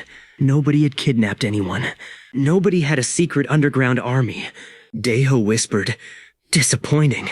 The distant man paused. Then, somehow, he answered, yes, Daeho. Very disappointing. Daeho dropped the sandwich. I felt every hair on my arms rise. The man was outside Heian's normal hearing. Outside Daeho's anything. Yet he had heard Daeho whisper inside our basement office. I focused harder. His voice was now clearer because he was projecting it somehow. Not like Heian. Different, he said. There are more than 2 of you. Yura stared at me. Sori whispered something that sounded like a prayer for the soundproofing industry. The man told us to check the roof of a building 4 blocks north at noon. Then he said one last thing. Bring the radish guy. Daeho pointed at himself in disbelief. The connection vanished. Not literally. The man simply stopped making sound. For 10 full seconds, our office remained silent. Then Daeho picked up his sandwich from the floor, inspected it, and took another bite. Yura asked how he could eat right now. He said the 5-second rule became the 10-second rule during supernatural events. I told him that was not how bacteria worked. He said bacteria did not understand plot tension. I could not argue with that. At noon, We went north. Of course we did. Yura came. Hain came. Sori came because she said somebody needed to represent normal physics, even though normal physics had already resigned. Daeho came wearing his radishy t-shirt under a jacket. He said he did not want to be underdressed for destiny. The building was an old commercial block with a closed restaurant on the ground floor and empty offices above. We climbed to the roof. No mysterious man. No ambush. No bell. Just a folding table. 5 chairs. And 5 envelopes. Each envelope had a name. Yura, Sori, Hain, Daeho, Minho. I picked mine up. Inside was a single card. A date, tomorrow, 7 o'clock a.m., and coordinates far enough north that they were currently outside my hearing range. Hain opened hers. Same thing. Daeho opened his. His card also included the words, "Bring pudding." He looked offended. He said he was being stereotyped. Mrs. Han would have disagreed. Sori's envelope contained a small square of acoustic foam. She took this as a personal attack. Yura's held a blank business card except for a tiny printed question. How much do secrets cost? Very dramatic. She rolled her eyes but kept it. On the bottom of my card was one more line. You gain 10 meters tomorrow. We gain 10 too. I read it twice. We. Not I. We. The next morning, August sunlight leaked through my curtains before my alarm. I was already awake. At 6:59, I stood outside with Yura, Hain, Sori, and Daeho. We were near the coordinates from the card. Daeho carried a bag containing 6 pudding cups because he refused to arrive underprepared. The street was quiet. A delivery truck rolled past. Somewhere nearby, a restaurant owner lifted a shutter. My watch changed. 7 o'clock. Earshot expanded. Exactly 10 meters. The world opened. A new rooftop entered range. I heard 3 people standing there. 3, 1 man, 2 women. None of them spoke immediately. Then Hayen's bell rang beside me. One of the people on the rooftop laughed. The man whistled 3 notes. A woman snapped her fingers. The snap somehow echoed from 6 different directions at once. The other woman whispered. And every phone in our group vibrated at the exact same moment even though no message arrived. Daeho stared at his screen. He said, "Oh, this shit is getting premium."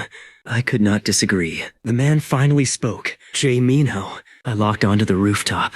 He continued, "Nah, Hain." Hain stepped closer to me.